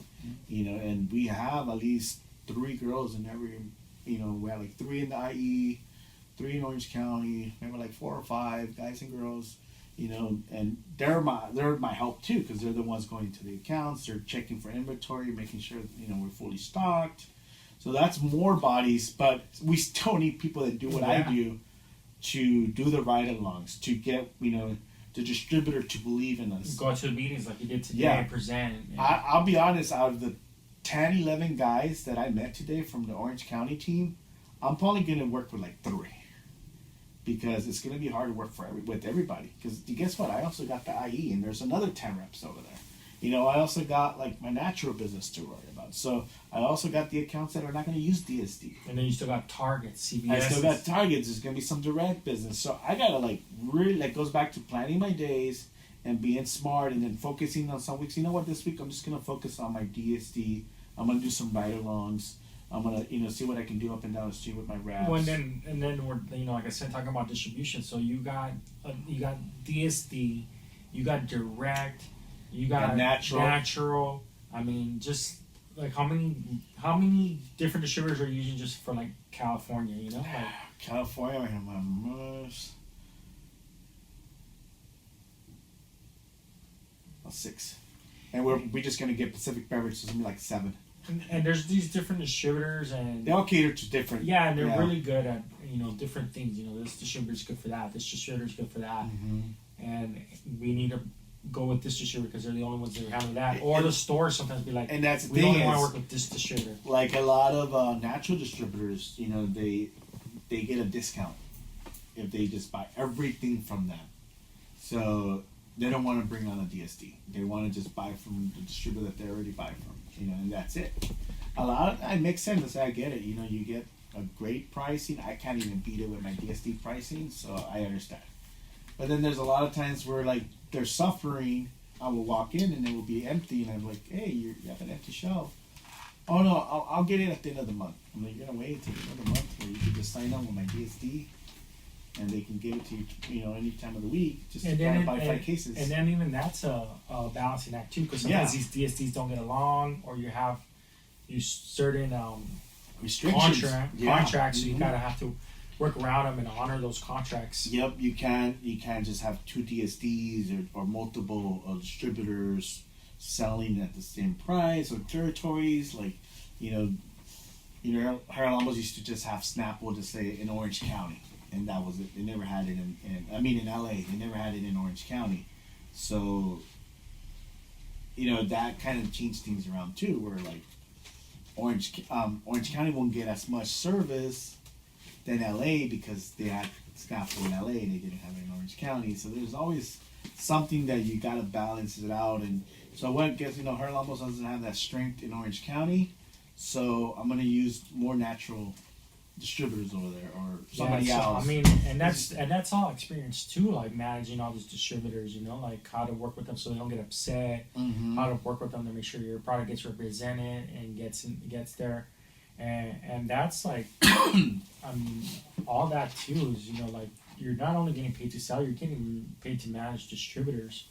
And then manage egos and manage. Oh man, yeah, that's another thing too. Is understanding who people are. You got to remember a distributor doesn't work for you. They work for whoever they work for. You're just another product that they're selling. You work with them, not. Yeah, exactly. You can't say, hey man, what's up? What are you doing? You're not selling my product. It's like, what can we do to sell my product? Like, how can I help you? Let me help make some money. I always say that. Like, hey, help me some money. Or I've gone to a day where I've gone on a ride along. You get in the car, you go with the rep, and everybody comes in a ride along and it's thinking like, oh, I'm gonna get this guy to sell a bunch of cases of the product. I'm gonna get this guy to love it. No, my first ride along. I don't care if we sell 1 case. I don't even care if we sell anything. We're gonna have lunch. And we're gonna get to know each other. And that's what I tell our guys too. It's like you gotta build that love for the rep to love you and the product.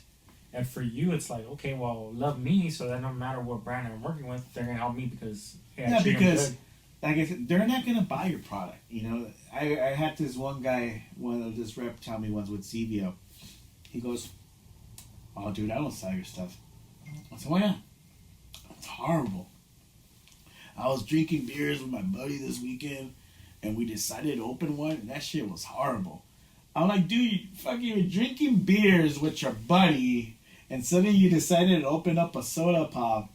It's like, you're not gonna like it, bro. It's like, you could drink anything. Yeah, it's not for you, man. It's for your customers. Your route is in Pasadena, like, you got a customer for it, and yeah, and everybody works different. So when I was working at Zico, there was this one guy Carlos was my boss, and he was not selling the product, and Carlos would send emails to his boss, and he got pissed because he felt like he was throwing him on the table. He wasn't, because we got to get results too. Right. He was eventually you got to do something. You got to try to do something, right? So he wasn't trying to throw him on the bus, but that's how he felt. So he stopped selling it. Oh wow. And like his numbers were terrible, but then when I got on board, same thing. I'm like, well, let me help you out with your Coke display. You got to visit. Let me help you out with your stuff. Right. Hey, well, let's go get lunch, and then so I helped him out with his stuff, and then eventually he started selling pallets for me. other stuff because I was taking care of him and Yeah. he would take care of me. I mean, there is reps that do care what they sell. They get, they get educated on what the product is or pushing it. And then there's reps that don't care. There's just a job. Their job is to go in there and take an order. Or reps that only care when you pay them, like Exactly, an incentive. an Like, incentive. it's incentive. I'm gonna win because I want that money. And I mean, some of the reps, to this day, they call me. Some of them have become suppliers or my friends. I got them in the supplier world from the distribution part of the world. And, one of my good friends, Fidel Gomez, is like, we worked so much time together in building Waikiki and Honest Tea and Zico. And when I was selling Zevia, he's like, David, I'll be honest, because we're already friends. I'm like, this guy went to my wedding. And he's like, I just can't sell Zevia. I'm sorry. Because he's trying to help me out. He goes, it's just not ready for it, bro. And like, I tried it and I put it everywhere. And I said, don't worry about it, And for like the 2 years, I would talk every day, regardless if he was selling Zevia or not, because you're my friend, and you try to build relationships with guys, and I got guys from Herlambos that aren't even Herlambos, they're on my Facebook, and any brand that I'm representing, I put a picture, they put a like because they know what's up, like, oh, that's an awesome display, and that's all you try to do is just get them not even to believe in your product, just build a relationship. Like you said earlier, you're really good at building relationships, and that's how you really get guys to work. Obviously, eventually, they won't have a choice but to put it in order because it's authorized at that gas station or at that grocery store. It goes into this part of the set. So they have to put it in order. I mean, you gotta do all that stuff. Yeah. I mean, I take the guys out to lunch. I'll take them out to dinner. I've taken guys' moms to the hospital. I've picked up guys' kids, and I mean, like I'm at school plays. I'm like playing soccer with kids. Like, honestly, man, like, I've helped people move. Yeah.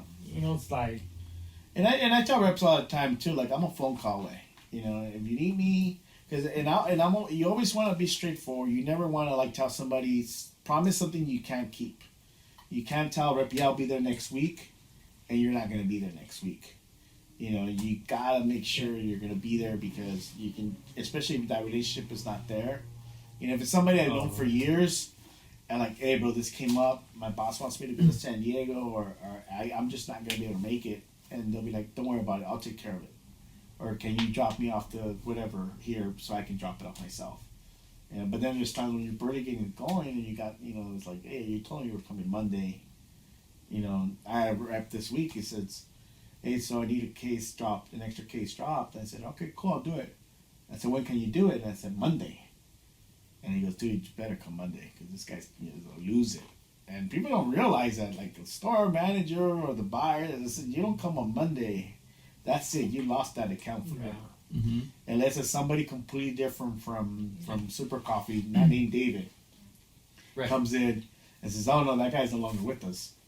I'm sorry he did that for you." But yeah, and if you come through, same thing the other way, right? They'll be that guy they'll comes call through, you more, and I try to tell, help you out more. even with time, like what, I never say I'm gonna be there at 8:00 and be there at 8:00. I said I'm gonna be there between 8 and 10. We're in LA. There's traffic. Shit happens. Like, I could be like, oh shit, I'm almost done, right? I get a phone call. I get an email. I get a situation.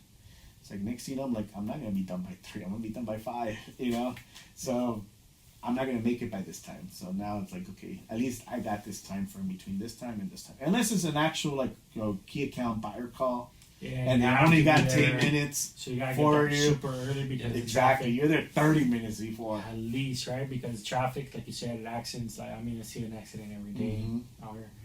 Well, Dave, I brought you in, to talk about all that stuff because of the industry, but I also brought you in right now because of all the stuff that happened with Kobe.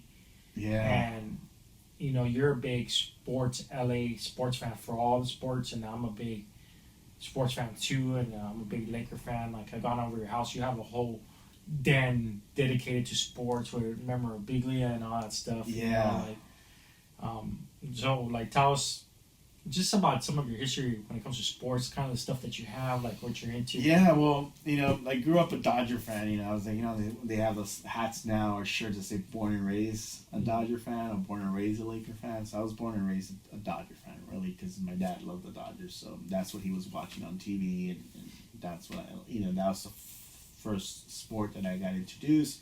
I actually played, and then with time, as you get older, you realize there's football, there's basketball, you know, and then around like the 90s, it's like I discovered the Lakers, you know, and I was like, oh man, there's even Magic Johnson was at the time, and they were winning. You know, the Lakers have always been winning. You know, they got 16 titles, and you know, I got so deeply in love with like stats. You know, just like in baseball, you looked at averages, you looked at the RBIs or whatever. Who was the best player? You knew all the names. And kind of the same thing, but I realized like basketball is just so much more fun to watch, and there's more excitement in every game.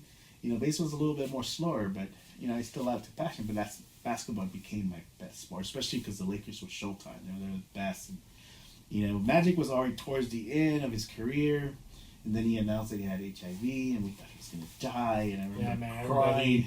Everybody thought he was gonna die because back then HIV meant like you got AIDS and you died. Like that's exactly the way everybody looked at it at the time. You know? Yeah, I remember breaking news, and it's like, oh, Magic has what? It's like, did you hear about that? I remember. He's from Iowa, so back then he was in Iowa. So. I'm from the Midwest, and I mean, we heard about it, you know. Yeah, it was big, man. He's one of the top players in the league. Yeah, and I think people cried because they thought he was going to die. Yeah. I mean, Magic has been the face for the Lakers, and he's LA, and he's done a lot for the community, from opening up like theaters, Starbucks, you know, and just giving and gyms, and you know, in the city and in the neighborhoods, and so you know, you just looked up to him. He's always had a smile, but then as I got older, and you know, this kid named Kobe Bryant, who was like, I'm 41. So you're his age. Yeah, and I'm in high school, and I'm like, shit, like this kid that's my age is about to play with the Lakers, you know, like where'd you go to high school? I went to Fremont, John C. Fremont, home of the Pathfinders. Everybody was probably like wanting to be Kobe back then. then. Yeah, right? because it's like, you know, here you are, you're admiring your Lakers, and here's this kid, like, and even like he comes in like cockiness, like, I got this, you know, and you know, I always remember those air balls. That's what I remember too. Like those are like, I mean, I knew he was really good, but that's the first like real that I remember of him. Like he shot 4 air balls or something like that in like 5 minutes against Utah in the playoffs, and it's like, dude, you're this rookie. You got like all these veterans on your team, and you're in the playoffs and you're shooting air balls, and you don't give a shit. You're still shooting them. Like, dude, that just takes balls, and then you're like, Magic would have never done that shit. Magic would have passed the ball. Nobody would have done that. you know, like especially when you're like the rookie and you got these veterans. Yeah, nobody. And it's like, and then he didn't care, dude. Like he came out the next year like even stronger. And back then, when he started, or when he was on the Lakers, you know, Nick Van Exel was on the team, Eddie Jones, and I used to like those guys too. Mm-hmm. Like Eddie was my guy, you know. Like I had Eddie Jones shoes. Too, that was their guy. Dude, I love the way Nick Van Exel played, you know. And he was this guy. See, none of those guys were 17, 18, whatever. None of those guys were my favorite players because Magic was still my favorite player, you know. But I had this thing about this kid, you know, like fuck. Kobe Bryant, like, you know, we relate here with the same age. We had that transition from Magic to the Lakers sucking for a little bit. And when Shaq and Kobe came in and started, I mean, the best player at the time was like Cedric Sabalas for a little while. Right. You know, we had like Alden Campbell, you know, like, you know, just random guys on the team, you know. Sam Perkins. And, you know, Sedale 3. I loved all of them, but they were, you know, they're good. They were not great. Just kind of like our young players that were recently on the team. Yeah, you know, they're good. And I like know what's going to happen. But you know, we're okay, but we're not a championship team. But when Kobe came on, like, you know, and I'll tell you, like, my story of it, like, when Kobe came on, you know, him and Shaq, they started taking over, and, you know, they became great and won all these championships. So when I heard about Kobe passing away, my dad came into the room on Sunday, and he was just crying, and he's like, Kobe just died. He was in an accident in a helicopter, and I'm like, get out of here, dude. Like, I get out of here. That's a terrible joke. That didn't happen. Because I had not heard anything. You know, like, no one, I wasn't getting any calls or texts. I hadn't seen anything on the news.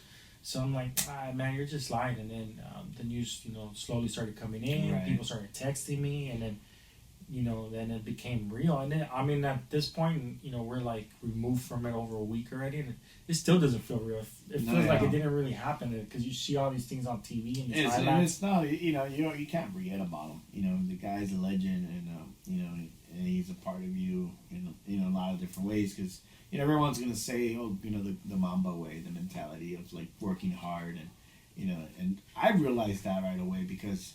I mean, this guy is not. Magic Johnson came into the league just dominating.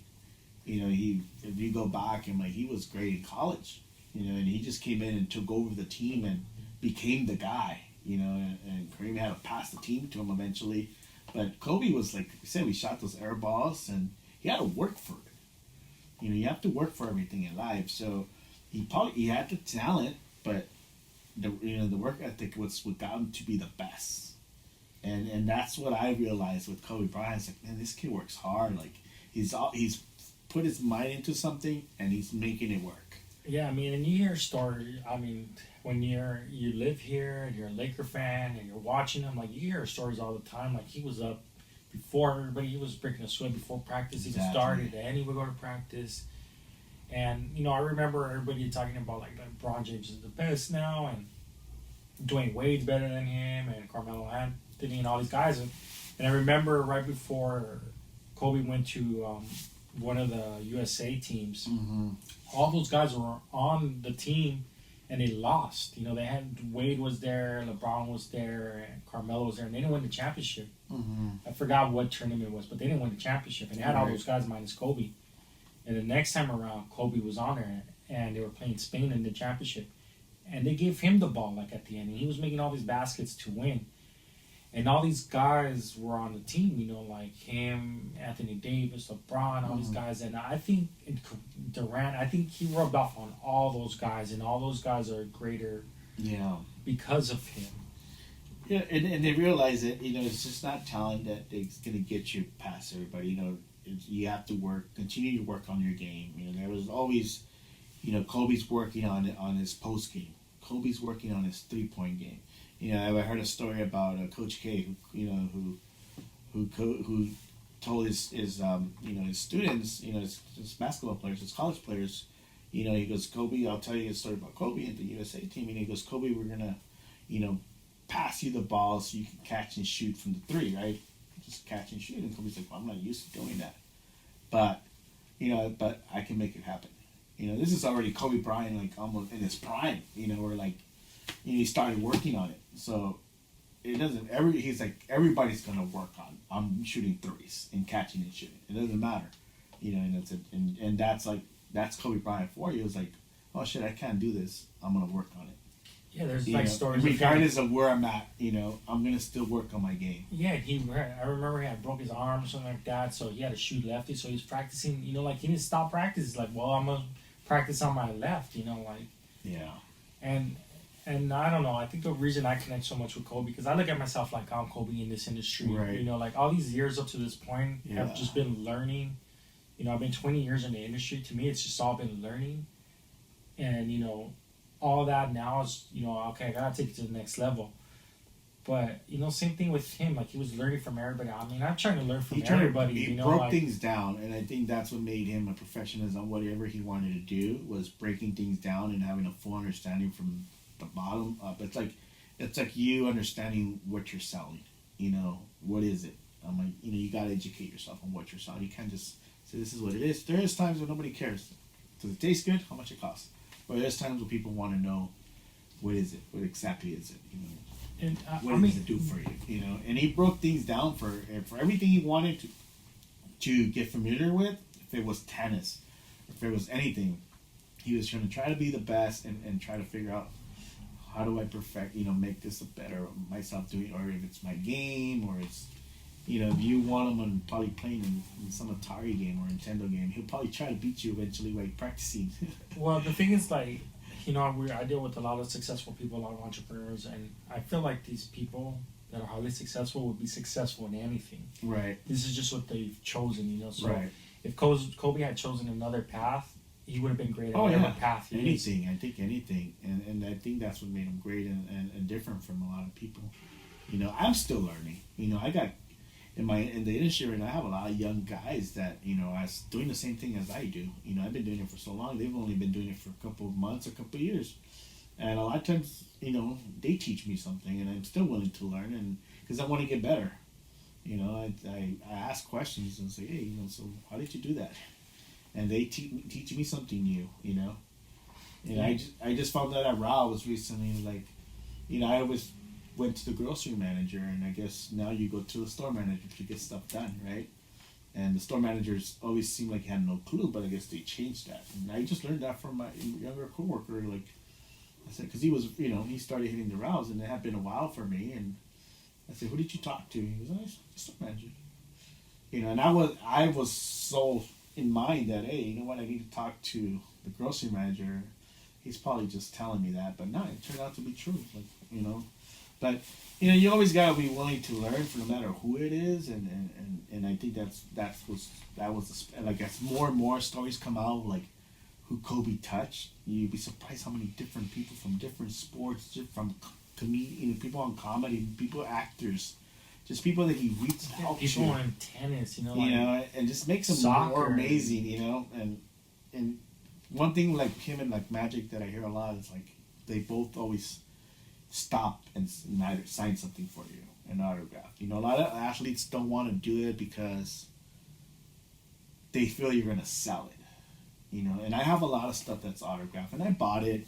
I bought a lot of the stuff. I have Kobe autographed basketball. I have a lot of the Dodgers autographed jerseys. And, when people walk in there and it's like, oh, what's worth so much for you? And it's like, this I bought, this was given to me, this I was there when it was given out, so it's worth more. Like, I have a Magic Johnson autographed jersey, and it was given to me from the Dodgers clubhouse manager. So he handed it to me when Magic, started working with the Dodgers and investing in the Dodgers. So that knowing that it came from the Dodgers, which is one of my best teams, my favorite teams, and then letting it that is a Magic Johnson autographed jersey, it makes it even more special. So it's not about how much it's worth. It's like what it is, what it means to you, how you got it. And I think living here in LA, a lot of people might not relate, but our sports are tied to us because, like, for me, with my father, it was something we bonded over. But we could sit and watch a game together, whether it was baseball or basketball or football, whatever it was. But because the Lakers were so great, during, a time that I could remember, and the time where he was, we bonded over that. We would watch a lot of Kobe games, and that mentality that he has, like, that's who I want, like I am, or try to be, or want to be, when it comes to the stuff that I'm doing. I want to get up early and work on my craft. I want to be You have to, you always have to continue to learn and continue to work on anything you do, to continue to be successful, because, you also got to enjoy life, and like right now, I'm like, a lot of what he was doing, I'm like, just before he passed away, I was like, he was spending time with his family, and you can work your ass off for any of these brands, and sometimes you gotta realize, like, you're not the owner, you're not the guy who you're not gonna get rich off of it, but you're gonna give it 150% Monday to Friday, but so you got some make time for your family. You work hard all year, go on vacation, take some time off, make things other than just work, know how to shut down. And I saw that with Kobe in his last few years. It was like, man, he was just like, obviously he had that relationship with his daughter with basketball, but if you follow his wife on Instagram, which I did, you could see all the other family stuff that he was doing, all the other stuff he probably always wanted to do, and he got to do because, not only because he's Kobe Bryant, but because he put his money into it, Yes, when he passed away, like I said, my father came in crying. And then I finally, it came true because I started hearing all the reports. And my mom started crying, my sister was crying, my brother was crying. And every time I would watch someone on TV talk about it, and it made me teary-eyed because it's just like, man, so young, he still has so much to offer. His daughter, like you could, like I saw them at the game together. When I went to the last few games, when I watched the Lakers, when LeBron now, and he was there, and everybody was chanting Kobe, even though he didn't Right. play no more. And he was there with his daughter, and I'm here with my dad, and we're watching him. Yeah.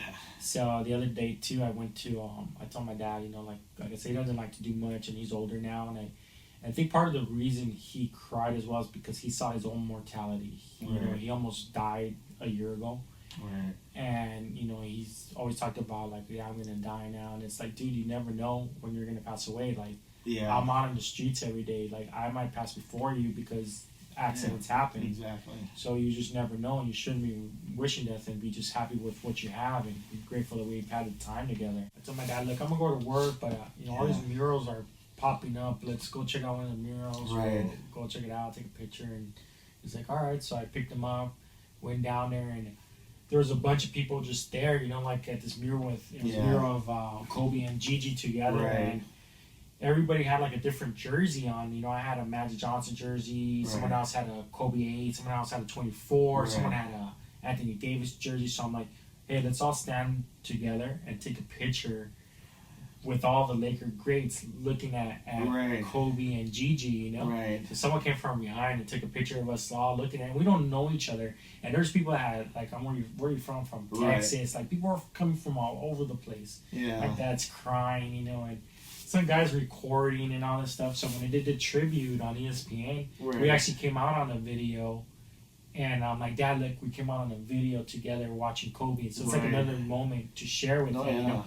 And at this point, like, I don't have kids. My parents have become my kids. Right. And my dad's like my Gigi. He's like my Right. kid now. Right. So, sharing those experiences. Do things differently. I went to work on Monday, and I wanted to get to work. I wanted to get myself busy. I didn't want to think about it. Obviously, it was everywhere. Even on our conference call, our owners, our Super Coffee owners are big, basketball fans and sports fans, and obviously it kind of the conversation got into what we were going to talk about on Monday, right? And so then I got really emotional, but it's been hard, and I said, but we just got to keep his memory alive and just keep going. Yeah, work like he did, right? Yeah, just okay. So you were saying about yeah, so your messages and stuff like so that. yeah, so I just had breakfast, and I even one of the reps that I recently met, Irene from LED,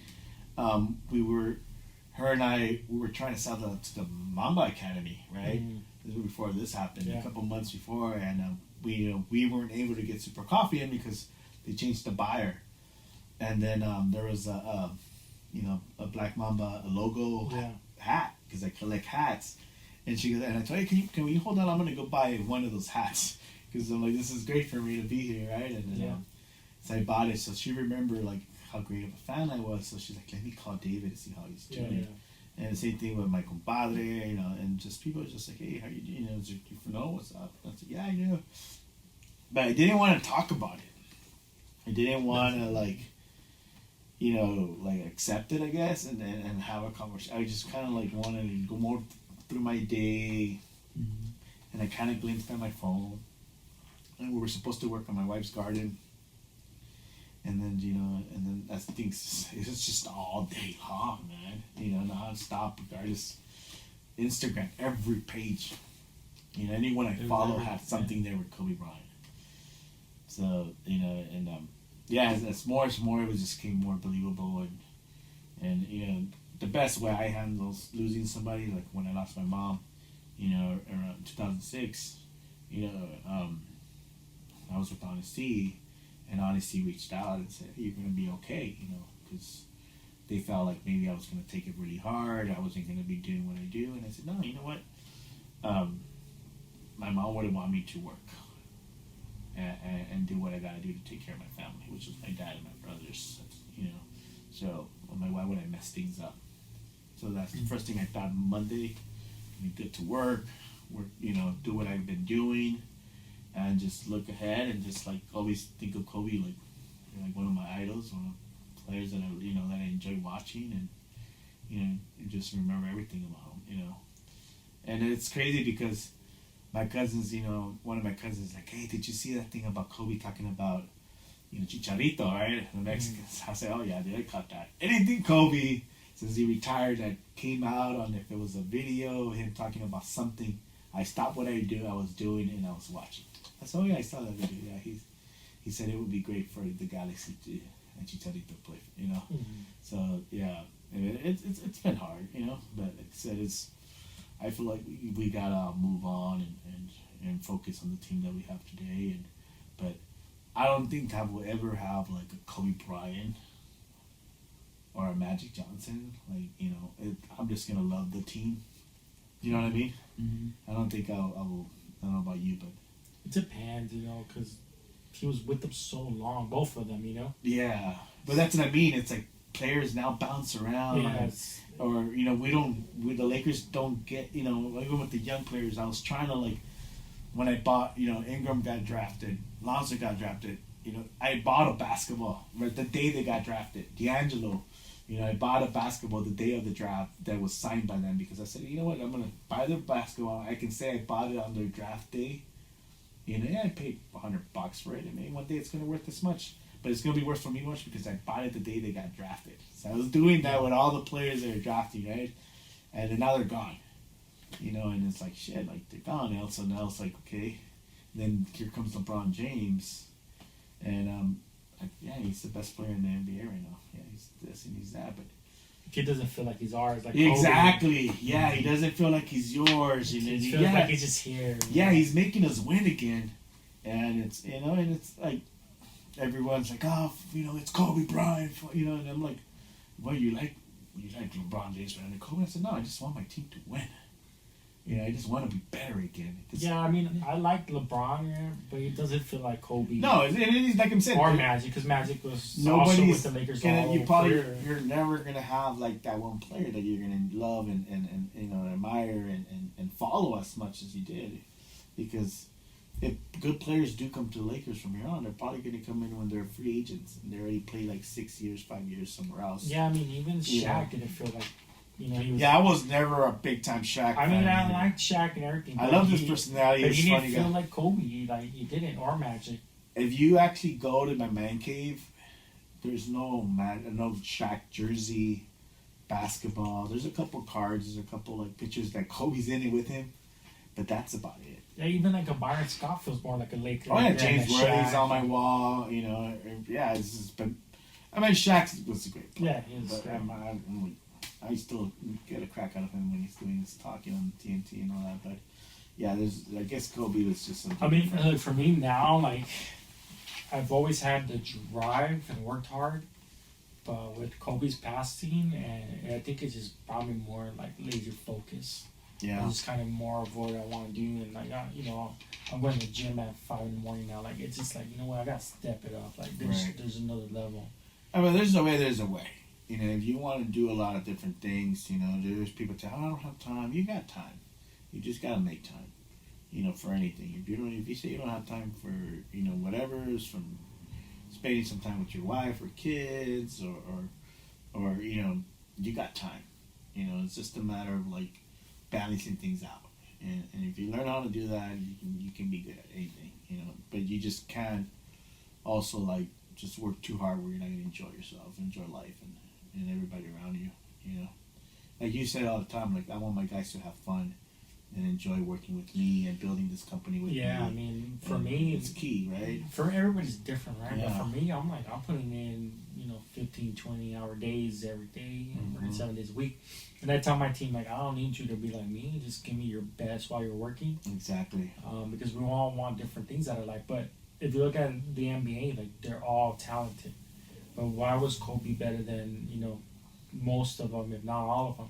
Because he put in more than all of them, you know. Yeah, he wasn't playing video games, you know. No, I mean, he was in early, he'd go out late, like, he worked with everybody. And if you want to be the greatest at anything that you do, any career, the greatest put in the most time. But that doesn't mean you can't be successful. That doesn't mean... No. And then success too. That's going to depend on what you want. You know, like, you got a family, so it's very important for you to spend time with your family. And there's nothing wrong with that. No, you know, it just depends on what you want. Even last year, you know, I caught myself, like, bartending on the weekends because I bartend. I've been doing it for 15 years, and then I bought some arcades and I started renting them. So now I caught myself working Monday to Friday, then working on the weekends. And it's like, my sister will call me like, hey, how's your niece's birthday? Can you come? I'm like, no, I got to bartend. Because, it's a job. If I commit to do something, I'm going to do it, Unless there's a death in the family or something, then I'm like, oh, sorry, this happened. But I committed to something, and regardless of how much it pays me, I'm going to do it, right? It's like when you and I agree that I will merchandise for you for a month or whatever it took to take on a job, I'm just going to do that merchandising job as well as I can, And so I said, you know what, this year, and it probably has to do a little bit with Kobe, passing away. I said, you know what, I'm not going to bartend. If it comes here and there, but I'm not going to push it. I'm going to make sure every weekend, if it's my wife beating me down doing something outdoors or building a fence, or as long as I'm with her and she wants to go have some dinner or lunch or something, we're going to do it. Even if it's like holding me back on something else, like, oh man, I could use that extra cash, like, screw that shit, like, let's just enjoy it. She always tells me, like, you don't have to work. Like, it's easy money, And as I said, they're calling me, but yeah, I just want to just kind of like more relax and chill, and I own a horse, and it's like, can't even ride my horse.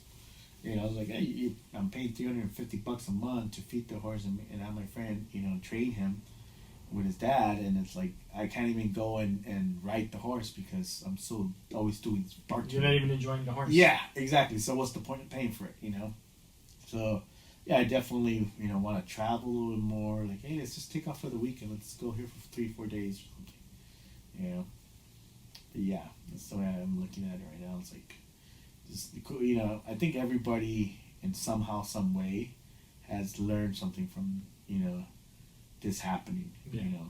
Where, like, even with, like, my mom passing away, going back to that, my sister and I weren't close. My dad and I weren't that close either. My brothers and I weren't that close. We were a family that wasn't like, I'm there for you, bro, or anything like that. But when my mom passed away, it just made everybody a lot closer. Mm. My sister reaching out, or, my brother reaching out, like, how you been, bro? Or, it's just it made us things happen for a reason sometimes. It's to either you realize something, or for you to get closer, or to know what's in front of you or what's next to you, and just makes you realize, like, appreciate something more. Mm. So I think my dad, I think that's probably why, one of the reasons why Kobe's not here with us, and everybody coming to a point where it's saying, like, fuck, like, maybe I should do more. Yeah, the happened to him, right? Who had Yeah. everything in the world. It can happen to anybody, Like you said earlier, you and I, we drive everywhere every day, all day long. My wife, I left once like at 4 a.m, and I didn't kiss her goodbye. And I said, hey, you left this morning? I said, I didn't want to wake you up. She said, it doesn't matter. You kiss me, you tell me I'm leaving. Because, shit happens, and I want to make sure I said bye to you, Yeah. Because you just never know, So, okay, make sure. So now I, like, even if I feel like she didn't hear me, I still go over there and I say, hey, make sure I kiss you on the cheek, because you just never know. No, and that's the shit that matters, really. Yeah, because you can work, like you said, hard all your life, and then it's like, oh, and then next thing you know, you're 70-something years old. Like, what did you do with your life? Mm. Did you enjoy it? Or did you spend the money? Did you travel? Oh, it's in my savings. I don't have kids either. Like, I haven't got nothing to leave behind. So I just say, let's just have fun with it. And, I tell my wife, we have a, pretty good house, and it's like a half an acre. And It's a nice house. It's nice. We work hard for it. It just didn't happen overnight. We invested in one house and then bought another one. And it was like, oh, how should you do it? I said, well, it's just working hard.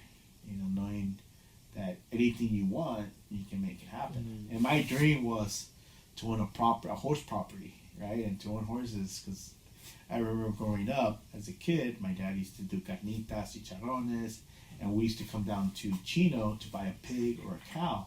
And then I will see the horses, and then we'll do charreadas.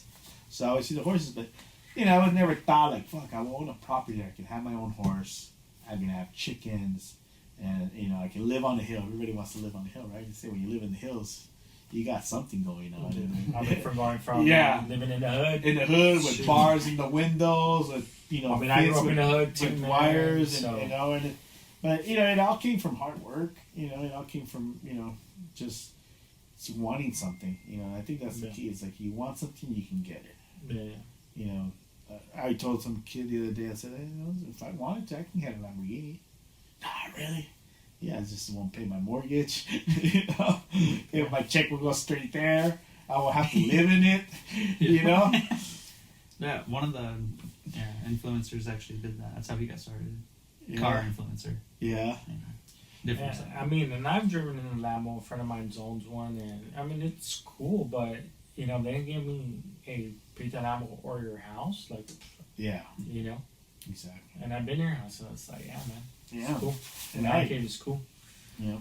Well, that's what we wanted to talk to you about, Dave. Dave, thanks for coming No, in. yeah, it was great, and I really enjoy what you're doing, and I think you can definitely help a lot of brands. Just you guys doing what you do, and you're having that knowledge, and you have multiple guys on your team and know exactly what to do to grow these brands. And like we talked about, it's hard work, and sometimes it's best to hire people with experience. And it's not, and I feel like some owner has to sometimes accept like if it's gonna work or not. And what better way to use you guys to actually test it and see if it was gonna work? Because brands are gonna come and go. You guys are probably gonna touch a brand, you're gonna get paid for it, you're gonna make it happen, and then it's gonna move on. I mean, And then some stuff are just gonna fall apart. It's not gonna work. And my suggestion to you is like, just sometimes be honest. Why push something that it's not gonna work? Just like I tell people all the time, like, try selling on your own, man. Try to sell to a couple of those independents and see what happens. I mean, and everything you said, Yeah. throughout this whole segment, It's hard. It's all that. I mean, like, you the body key, like how many changes. I mean, it's all of that, and that's why we started this channel, because there's just a lot of lack of awareness, and there's a lot of us in the industry that've been doing this, and I mean, everything that you said from the start of this to now, it's like, man, like, that's a lot of knowledge that it's beneficial to anybody in this industry. Yeah, no, and I've been blessed. Like I said, I've been blessed. I got in brands that definitely have taken off and done really well with good ingredients, better for you. But for me and for attractive. you, it's Yeah. like it's exciting to have been part of all Oh of these yeah, and see them now and be like, yeah, I was one of the first ones to sell that. exactly. Like, I helped yeah. that brand grow. Yeah. Like. Oh, And, yeah. and the growth of that, and that's what I like about the products. But I also like that with people, with individuals that work with us, and Exactly. pretty soon here I'm going to try to start some mentoring program with the youth, because there's just a lot of lack of direction. But seeing that growth, Yeah. Oh yeah, definitely. And I get excited. I mean, I still care. Like I care for White Key. And like when I see Zico, I just get a smile, or Honest Tea. When when Seth recently talked to at one of our meetings for Super Coffee, and kind of like talked about how he got it going and where he's at today, and it's just like gives you a big smile. Like some things went well, some things didn't go well. Some of the brands are towards the end, but at the end of the day, it's not about. It's about like you built that, you helped build that brand. You put it where it's at, you put it on the map.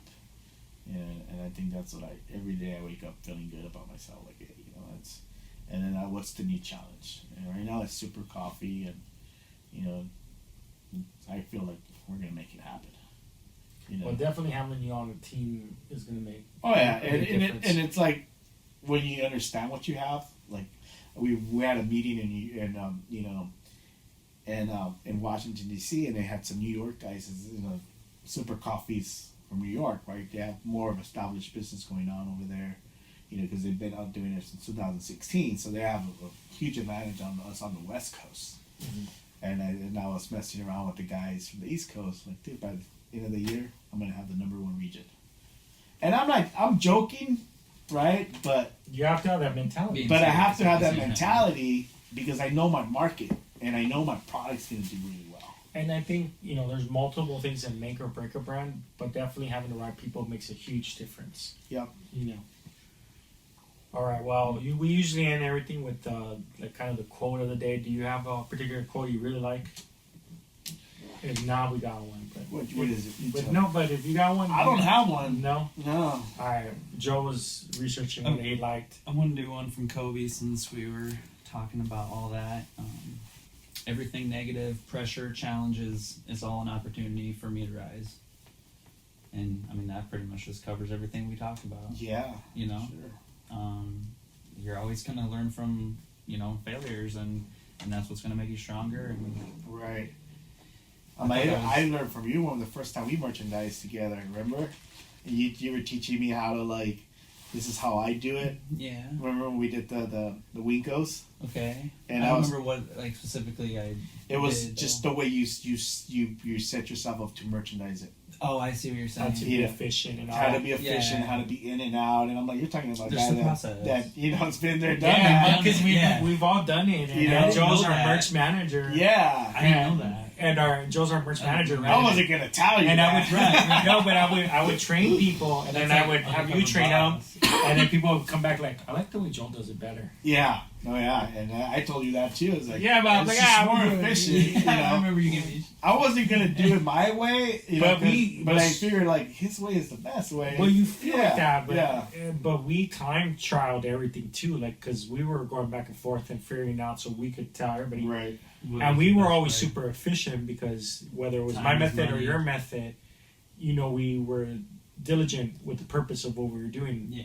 Yeah. But it don't matter, right? Like if you felt more comfortable with the way he was doing, or someone else felt more Yeah. comfortable. At the end of the day, whatever is the best way of doing it Exactly. for you, that's gonna get you Yep. to do it. Every time I train people, I said, look, I can tell you how to do it my way, but at the end of the day, you're going to figure out how to do it your You're gonna way. find your And own that's way. probably the best way to do it. To So- just finish up with that quote. So going back to that quote, like in this industry or in life, like there's a lot of obstacles and struggles along the way to get from where you started to where you want to be, Yeah. and even like death and challenges like that. Like sadness or bad things that happen. A lot of people choose to use that negativity to stay down, but you could also use that negativity as a reason, as motivation to be greater. Like Mhm. I've gone through a lot of personal stuff and through business where a lot of setbacks, and I get really down because of these things, and they're very upsetting and disturbing.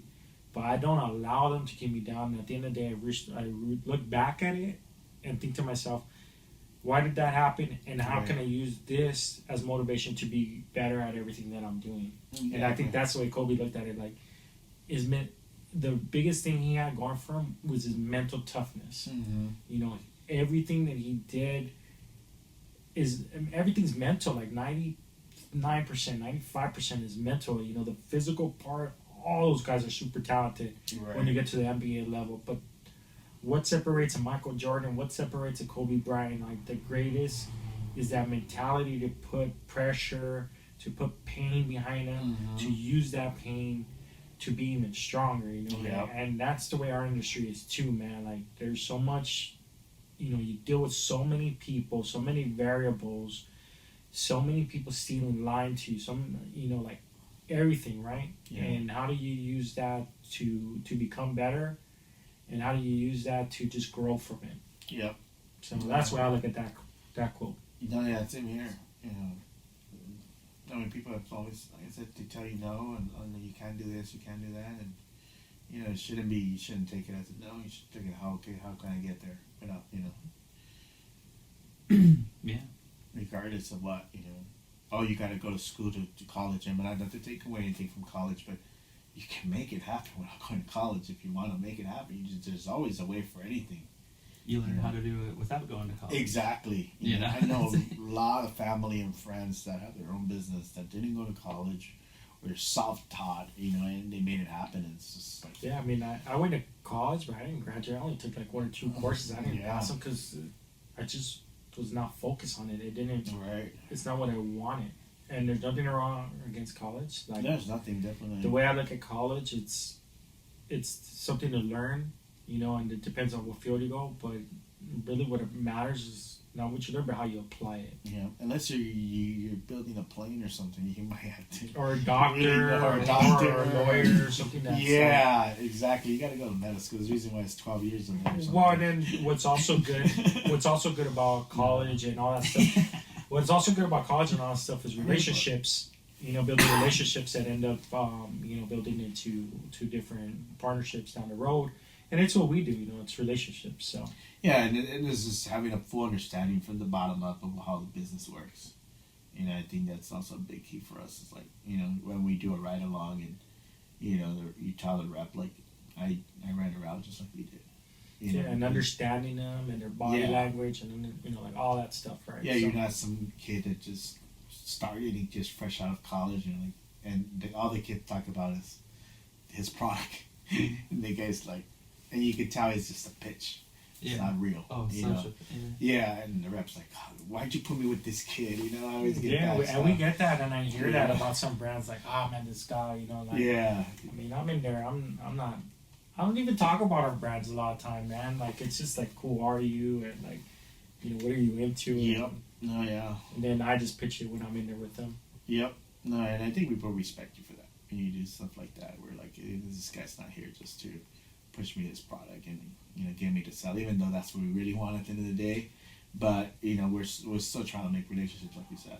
Yeah, I mean, anybody can help you in something. Yeah, that's the most important thing because then they'll help you out even when you're not there. Exactly, and that's anybody from friends and family. Like somebody always says, like, hey, somebody that goes, oh yeah, I got a cousin. There's like, oh, you always have a cousin for something, right? Yeah. Or a friend. I was like, hey, I mean, that's the way, and that's what I want to be. Like, people call me last time, so it's like, do you know a Korean realtor? Yeah. And I'm like, I don't, but let me make some calls. Right. I think I know someone that knows somebody. Yeah, I do the same thing. Yeah, and I think it's great when you can just recommend somebody. I mean, you hope that you recommend the right person, but I'm always willing to help. Yeah. You're gonna need that help too eventually. You never know. All right, Dave. Well, man, thanks for coming in. Oh, yeah, that's a lot of knowledge, man. No, That's I appreciate it. It was everybody. fun. Yeah, it's always fun, man. Thanks for listening. Make sure to hit that subscribe button and follow us on Instagram.